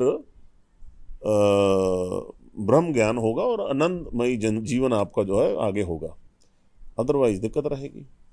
सर एक क्वेश्चन था माइंड में आ रहा जी। जैसे अब आजकल हम एक तरफ बात करते हैं, धर्म की बात करते हैं, रिलीजन की बात करते हैं, सिख धर्म, अभी हमने बात की है कि जैसे सिख धर्म में हम ये कि अमृतधारी हैं। फिर कुछ लोग कहते हैं कि वेज खाना चाहिए, कुछ कहते हैं वेज नॉन वेज मतलब खाना चाहिए, या ये हमारे धर्म का पार्ट है। ये क्या मतलब कन्फ्यूजन, आप इसको कैसे देखते हैं? हाँ नवीन जी, ऐसा है, इस चीज़ के डबल इफेक्ट आते हैं। ओके। डबल इफेक्ट मतलब, एक तो इस संसार में जो नज़र आते हैं वो, आपने ड्रिंक कर ली, ड्रिंक करने के बाद हाइपर हो जाते हैं लोग, एक्सीडेंट करते हैं, कुछ लोग घर में क्लेश करते हैं, है ना, कई चीज़ें होती हैं। कुछ लोगों के लीवर ख़राब हो जाते हैं, ओवर एक्सेस करते हैं, रोज़ करते हैं, पैसे का भी नुकसान है। ठीक है, एज ए पैशन आप कभी कभार कर रहे हैं, इट्स फाइन, ठीक है, इट्स ओके, एज ए दुनियादारी की वजह से बात करें। लेकिन आप रोज़ कर रहे हैं, एक्सेस कर रहे हैं, तो गलत है। सिंपल सी, सबको पता है। नॉन वेज, अब जो समय चल रहा है इस समय, पिछले काफ़ी सालों से, बड़ी हट के बात कर रहा हूँ आपके साथ, इतने तांत्रिकों की दुकानें खुली हुई हैं हर जगह पे। आप अखबार हटा लें, आप टीवी चैनल पे चले जाएं, सब नीचे वशीकरण फलाना फलाना फलाना। ये तो बड़े छोटे वाले नॉर्मल तांत्रिक हैं, इसके आगे बहुत बड़े तांत्रिक बैठे हैं। आप अगर उस सिस्टम में घुसेंगे तो पता चलेगा। बिल्कुल। वो लोग वहाँ पे मुर्गों की, बकरों की बहुत बलि देते हैं रूटीन में। जैसे अभी इलेक्शन चल रहा है, इलेक्शन में तो बहुत से जो लोग हैं इलेक्शन लड़ रहे हैं, वो सब पहुँचे रहते हैं बाबों के पास। हाँ जी।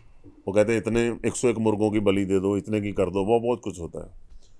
अब जब इतने मुर्गों की बलि दी जा रही है, उसके ऊपर जादू मंत्र पड़ा जा रहा है, कलाम पड़ी जा रही है, अब जो बलि देने वाला है वो एक मुर्गा, दो मुर्गा खा लेगा, इससे ज़्यादा नहीं खा पाएगा। वो सारे के सारे मुर्गे बकरे दोबारा होटलों पे, रेस्टोरेंटों में आते हैं, आधे रेट पे, सस्ते रेट पे। अब उन सब मुर्गों के ऊपर कलाम पड़े हुए हैं, काम हुआ हुआ है, जादू मंत्र पड़ा हुआ है, वो सब लोग खा पी रहे हैं। एक तो ये नुकसान है, ठीक है ना, उसका साइड इफेक्ट आएगा। बेसिक थोड़ा थोड़ा है, लेकिन आता है। ओके। दूसरा, संसार में बहुत सी ट्रेजेडी हो रही हैं, बहुत से लोग सुसाइड कर रहे हैं, बहुत से एक्सीडेंट हो रहे हैं, बीमारियों से मर रहे हैं लोग। इसको कमौत बोलते हैं, मौत नहीं बोलते, कमौत। इस मौत को कमाया जाता है। एक्सेस दारू पी रहा है, एक्सीडेंट हो गया, मर गया। गाड़ी तेज चला रहा है, एक्सीडेंट हुआ, मर गया। आपने खुद अपनी मौत को बुलाया। बिल्कुल। राइट।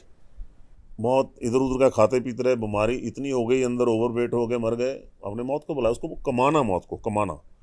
जब इस तरह की मौत होती है तो उन आत्माओं की गति नहीं होती जल्दी, वो इस संसार में ही भटकती हैं, वो राक्षस जूनी में चली जाती हैं।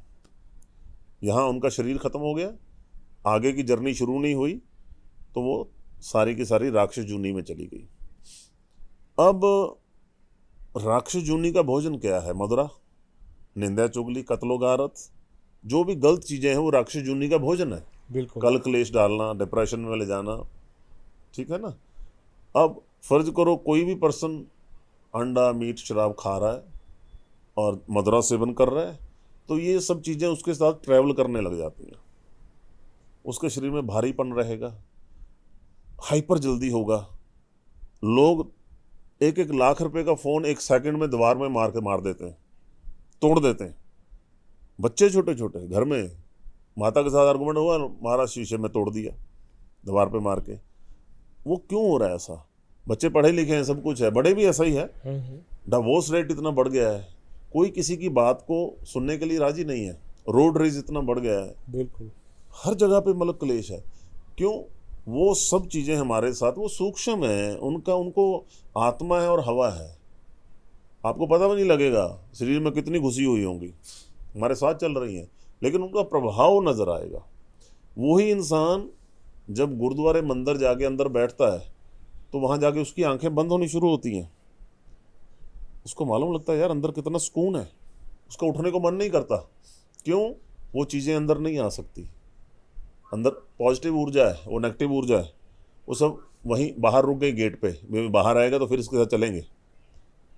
जैसे ही आप बाहर आए, वो फिर आपके साथ चीज़ें ट्रैवल करने लग गई। फिर आप गुस्से में, चिड़चिड़े, सब चीज़ें आपके साथ ट्रैवल कर रही हैं, आपकी लाइफ को बीमार कर रही हैं, लथार्जिक बना रही हैं। आप समझ रहे हैं मेरी बात? हाँ जी सर। अब अगर आप इन चीज़ों को नहीं खा पी रहे, तब भी वो ट्रैवल करती हैं साथ में, तो वो 2-3-4 दिन रुकेंगी, उनकी पूर्ति नहीं हो रही, वहाँ से चली जाएंगी वापस। आपने टोटली डिफरेंट कंसेप्ट बता दिया इसका। नहीं, So, एक्चुअल है ये। किसी महीने में काफी हद तक लगता है कि बिल्कुल ऐसा ही हो रहा नहीं, होगा। ऐसा ही है। ये आपके पास मेजरमेंट है ना, आप जाएं गुरुद्वारे मंदिर जाके बैठे, जो भी खाने पीने वाला है, जैसे ही वो बैठेगा उसका हल्का हो जाएगा शरीर बिल्कुल।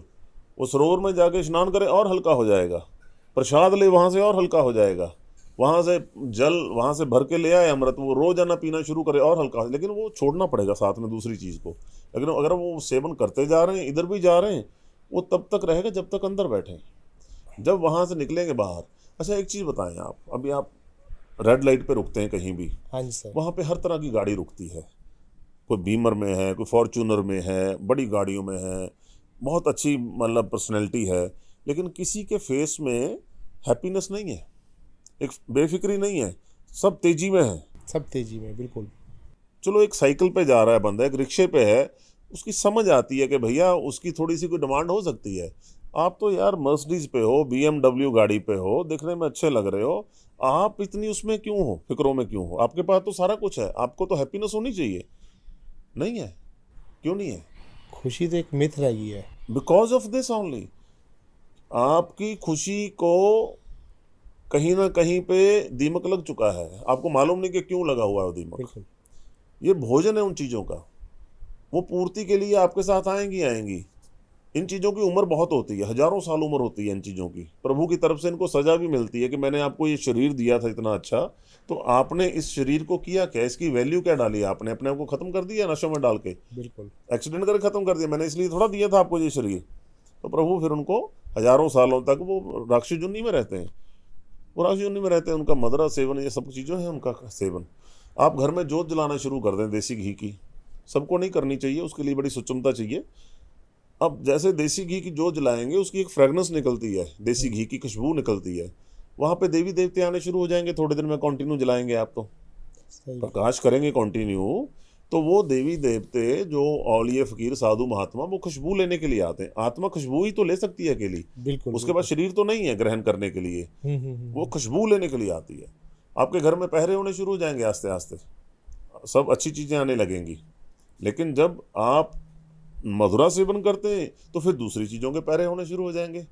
तो वो भी तो आपसे वही ले रही है ना, जो जोत से प्रभु की शक्तियाँ ले रही हैं, वो आपके शरीर से ले रही हैं। सही बात है। ठीक है ना सर? तो इसलिए इन चीज़ों का सेवन नहीं करना चाहिए, जहाँ बहुत कम करना चाहिए, जहाँ कोई बहुत फंक्शन है ओकेजनली तब करना चाहिए। अगर आपको अच्छी लाइफ चाहिए तो दो कश्तियों में सवार होकर नहीं चल सकते। गुरुद्वारा मंदिर भी जा रहे हैं, रोज शराब भी पी रहे हैं, नहीं चलेगा। दूसरी बात, हमारे सबके शरीर में 14 देवी देवता हैं, सबके शरीर में। ओके। यस। जहाँ जवान पे कौन बैठा होता है? सरस्वती माता बैठी है? सोचा है कभी? नहीं सोचा। मालूम है पर उधर जाता ही नहीं ध्यान, जाता नहीं, ध्यान नहीं जाता। है ना? वायु देवता हमारे अंदर है, देवता है, समझ रहे ना? जो प्राण ऊर्जा हमारे अंदर, प्राण तत्व है, वो किसका है? प्रभु का है, सूक्ष्म रूप में हमारे अंदर है। 14 तरह के देवी देवते हमारे शरीर में हैं, जो सारी क्रिया चलाते हैं अंदर। हमने तो यहाँ से खाया, नीचे चला गया। अब हमें नहीं मालूम प्रोटीन कैसे बनाना है अंदर, B12, वो जो भी प्रोटीन बनते हैं, जो भी आगे बनते हैं, कैसे बनते हैं, वो सब प्रभु के तो सिस्टम है अंदर चल रहा है। जो वो फैट बनानी है, उसने कौन कौन सा क्या करना है, कोलेस्ट्रॉल बनाना है, गुड कोलेस्ट्रॉल कहाँ बनाना है, वो सब चीज़ें अंदर प्रभु का सिस्टम चल रहा है, उसके जरिए वो बन रहा है। हम लोग खा रहे हैं ना, खट्टा मीठा ठंडा गर्म जो भी है डाले जा रहे हैं मुख में, लेकिन प्रभु का सिस्टम आगे सेटल डाउन हो रहा है सारा कुछ ना कुछ। तो अगर हम मधुरा सेवन करते हैं, नॉनवेज खाते हैं, बीड़ी सिगरेट पीते हैं, बीड़ी सिगरेट का 100 जन्म तक आपका जो है काम हो जाता है। 100 जन्म लिखा हुआ है, लिखा हुआ है। सिगरेट बीड़ी से क्या होता है, आपके पिछले जितने कर्म अच्छे किए हुए हैं और जितना पुण्य दान किया हुआ है, जितना आपने पाठ पूजा करके कोई जमा किया था, कोई शक्ति आपके पास थी, वो सब शून्य हो जाएगी। ओके। 1604 ईस्वी में एक मुस्लिम राजा हुआ है, उसकी बेटी ने कहा, तब स्वयंवर का रुझान चलता था कि जी मुझे स्वयंवर खुद देखना है। वो कहता ठीक है। उसने एक ब्राह्मण को पसंद किया। ब्राह्मण बहुत रिद्धि सिद्धि का मालिक था। बेन उसके पास पाठ पूजा उसने किया, तो उसने कहा जी मैंने इसी से शादी करवानी है। ओके। वो कहता जी आप मुसलमान हो, मैं वैसे ब्राह्मण हूँ और मैं ब्रह्मचारी का पालन कर, मैंने शादी करवानी नहीं। राजा की लड़की थी, उसको उठवा लिया और उसकी शादी कर दी। अब शादी कर दी, ब्राह्मण के पास रिद्धि सीधी थी, वो अपना एक मंत्र बोलता था तो उसके चारों तरफ एक कवच बन जाता था। तो लड़की उसके पास नहीं जा पाई, 15 दिन बीत गए। फिर उसने अपने राजा पिताजी को बताया कि मेरे साथ ये सब चल रहा है। तो उसने फिर अपने बात की वजीरों के साथ कि भाई ये हमारा अभी दामाद है, इसको मार पीट नहीं सकते, इसका हल बताएं क्या है। तो उन्होंने कहा कि आप, एक बूटी आती है जिसको हम खैनी बोलते हैं, जो सिगरेट बीड़ी में भरते हैं, क्या बोलते हैं इसको, तम्बाकू। तम्बाकू। कहते वो लेके आए आप। हिंदुस्तान में नहीं थी पहले ये बूटी, तो वो बाहर से मंगाई गई। उसको मंगा के इन हुक्के में डाल के इनको सेवन करवाया गया भलेखे से, ब्राह्मण के द्वारा। जैसे ही वो सेवन करवाया, इनकी जितनी भक्ति शक्ति सब थी, रिद्धियाँ सिद्धियाँ सब शरीर को छोड़ के चली गई, एक आम इंसान हो गए वो। ओके। तब ये तम्बाकू जो है वो हिंदुस्तान में आया, भारत में आया 1605 में। ठीक है सर। तो ये सब चीज़ें बहुत खतरनाक चीज़ें हैं, इनसे बचना चाहिए। मदिरा सेवन हो गया, सिगरेट बीड़ी हो गया, और आपका ये जो नॉन वेज हो गया। हाँ, इससे कोई अच्छी चीज़ नहीं हमें मिलेगी। एक चीज़ और देखें, बहुत से लोग कहते हैं प्रोटीन हमें चाहिए। जितना नॉन वेज चीज़ें हैं, मुर्गा है, बकरी है, ये सब तो घास खाते हैं। बकरी जो अपना ये है आपकी मुर्गी, सारा दाना खाती है। ये तो मीट मांस नहीं खा रहे हैं ना, ये खुद तो वेजिटेरियन है। तो हम इनमें से प्रोटीन ढूंढ रहे हैं आगे। आप समझे इस बात सही को? बात है सर। वो वेज खा के अपना सारा सिस्टम पूरा कर रही हैं, तो हम इसमें से आगे प्रोटीन के साथ और बहुत कुछ आ रहा है साथ में, जो हमें मालूम ही नहीं है, जो साइड इफेक्ट जिसके बहुत ज़्यादा हैं। शारीरिक तौर पे तो है ही है, आध्यात्मिक तौर पे बहुत है, जो जुगों जुग जन्मों जन्मों हमारे साथ चलेंगे, जो हमारे सारे सिस्टम को फेल कर देंगे। जो हमारे घर में देवी देवता जिन्होंने आना था, जिन्होंने हमें आशीर्वाद देने थे, जिन्होंने हमारे आगे तक साथ चलना था, वो सारे हमारे शरीर को छोड़ के चले जाएंगे। हमारे घर में से बैड स्मेल आनी शुरू हो जाए, सारा परिवार बाहर निकल जाता है। बिल्कुल कि भाई खिड़कियां खोलो, बड़ी स्टेंक आ रही है, अंदर से गैस लीक कर जाए, गटर बंद हो जाए, कुछ भी ओवरफ्लो हो जाए, सब बाहर निकल जाते हैं। तो जब हम इस शरीर में इतनी गंदगी डालेंगे, स्मोक करेंगे, अंदर धुआं ही जाएगा सब जगह पे, तो वो सब चीज़ें शरीर को छोड़ के चले जाएंगी। फिर हम सिर्फ अपनी किस्मत के ऊपर हैं। फिर किस्मत जिसकी जो हो, मालूम नहीं अच्छी है बुरी है, कहाँ कहाँ क्या क्या स्टेप है, नहीं मालूम। तो आप इस चीज़ को कैसे लेते हैं? जैसे आजकल बड़ा ट्रेंड चला हुआ है, लोग अपनी दाढ़ी कटवा लेते हैं, बाल कटवा लेते हैं जी। जस्ट टू कि ये शो ऑफ करने के लिए, या फिर कह दो कि कुछ हाँ, वो कोई तरह भी तरह एग्जांपल का देते हैं। बिल्कुल कंसेप्ट है, बहुत तरह का कंसेप्ट है। देखिए, इस पे भी आप मंदिर देखें, गुरुद्वारा देखें, मस्जिद देखें, चर्च देखें, जहाँ पे प्रभु की पूजा होती है, उसके ऊपर एक गुम्बद बना हुआ है। राउंड शेप में है, एग शेप में है, पर है गुम्बद। बिल्डिंग में जो बना हुआ है, गुम्बद बना हुआ है। हाँ। उस गुम्बद के नीचे ही रिचुअल्स हो रहे हैं, प्रभु की जो भी आओ भगत करनी है, हम लोगों ने माथा टेकना, वहाँ पे हो रहा है। बिल्कुल। बाकी हॉल बैठने के लिए है। वो इसलिए गुम्बद बनाते हैं कि ऊपर किसी का पाँव ना पड़े, नीचे प्रभु का स्थान है, इसलिए बनाते हैं। अब जब हम अपने बालों को इकट्ठा करते हैं, तो यहाँ पे एक जूड़ा बन जाता है। ठीक है। तो जूड़े के नीचे कौन सा स्थान है हमारा? तरकुटी है, 10वां द्वार है, प्रभु का स्थान है। तो उसके ऊपर क्या बन गया? गुम्बद। गोल बन गया ना सर, गुम्बद बन गया जब अपने बाल इकट्ठे किए हमने।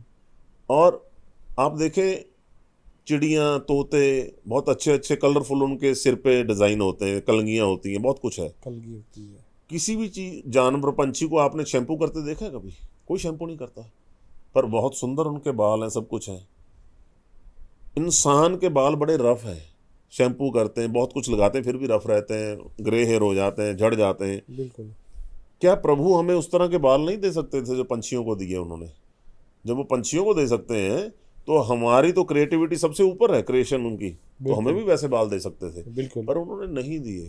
उन्होंने ये बाल हमें दिए, ये विशेष बाल है। जो पहले के ब्राह्मण लोग थे, वो सारे बाल रखते थे, कोई बाल नहीं कटता था। कृष्ण जी महाराज का तो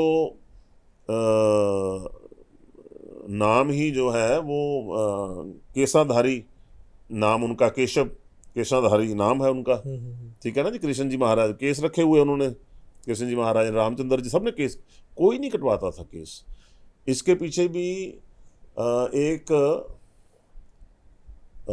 राजा हुआ है शूदर नंद, आज से 2700 साल पहले।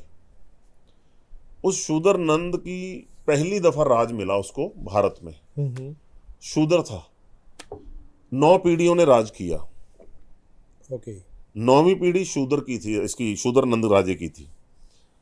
अब 9वीं पीढ़ी आते आते उसको डर लगने लगा कि ब्राह्मण लोग मेरा राज छीन ना लें।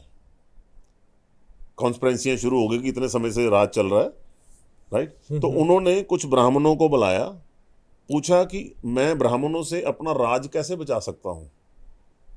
उन्होंने कहा कि अगर आप ब्राह्मणों के केस कत्ल करवा दें, बाल कटवा दें, ठीक है, तो इनकी बहुत सी भक्ति, बहुत सी रिद्धि सिद्धि चली जाएगी, इनकी पावरें बहुत कम हो जाएंगी।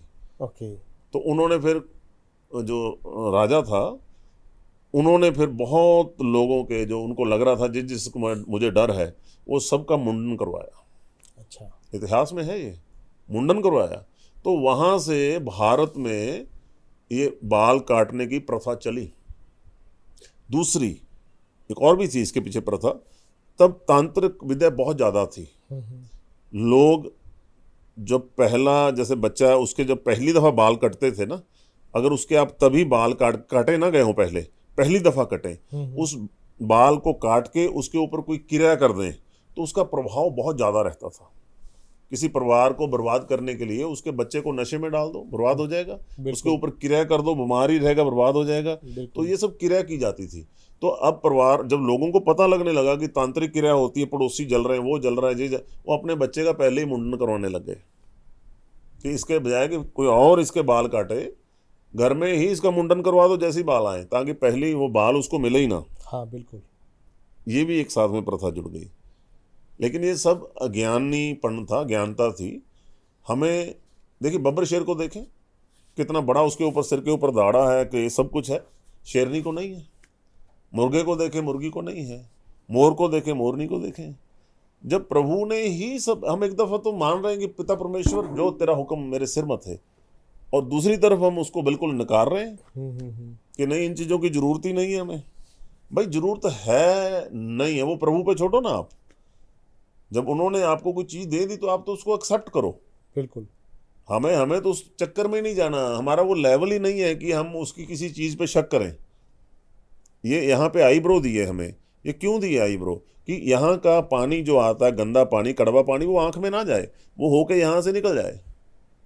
प्रभु ने तो हर चीज़ के लिए, छोटी छोटी चीज़ के लिए बैरियर लगा रखे हैं हर जगह पे। ठीक है ना सर? अब हम उसमें बड़ा बनते हैं उसकी क्रिएटिविटी में, तो वो कहते बनते रहो, फिर प्रभु का भी आपसे नाता जो है साइड पे हो जाता है, फिर हम अकेले हो जाते हैं। यही तो मर्यादा है। और मर्यादा कौन सी है?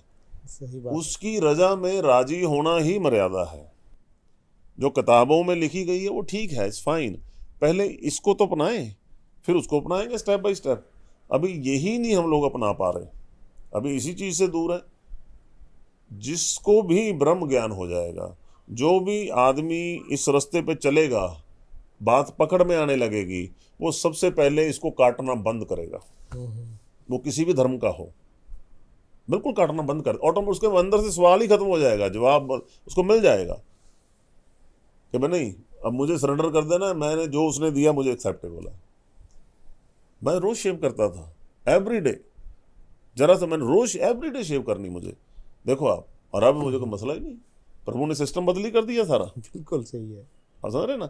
और मुझे कोई जबरदस्ती थोड़ा है, कोई रिग्रेट थोड़ा है, मैं अभी भी उस तरफ जा सकता हूँ जाना चाहूँ तो, पर नहीं, प्रभु ने मुझे सोच ही दे दी, अकल दे दी, ज्ञान दे दिया, अंदर से प्रेम जाग गया, तो अब उस तरफ कोई जाने का आइडिया नहीं बनता।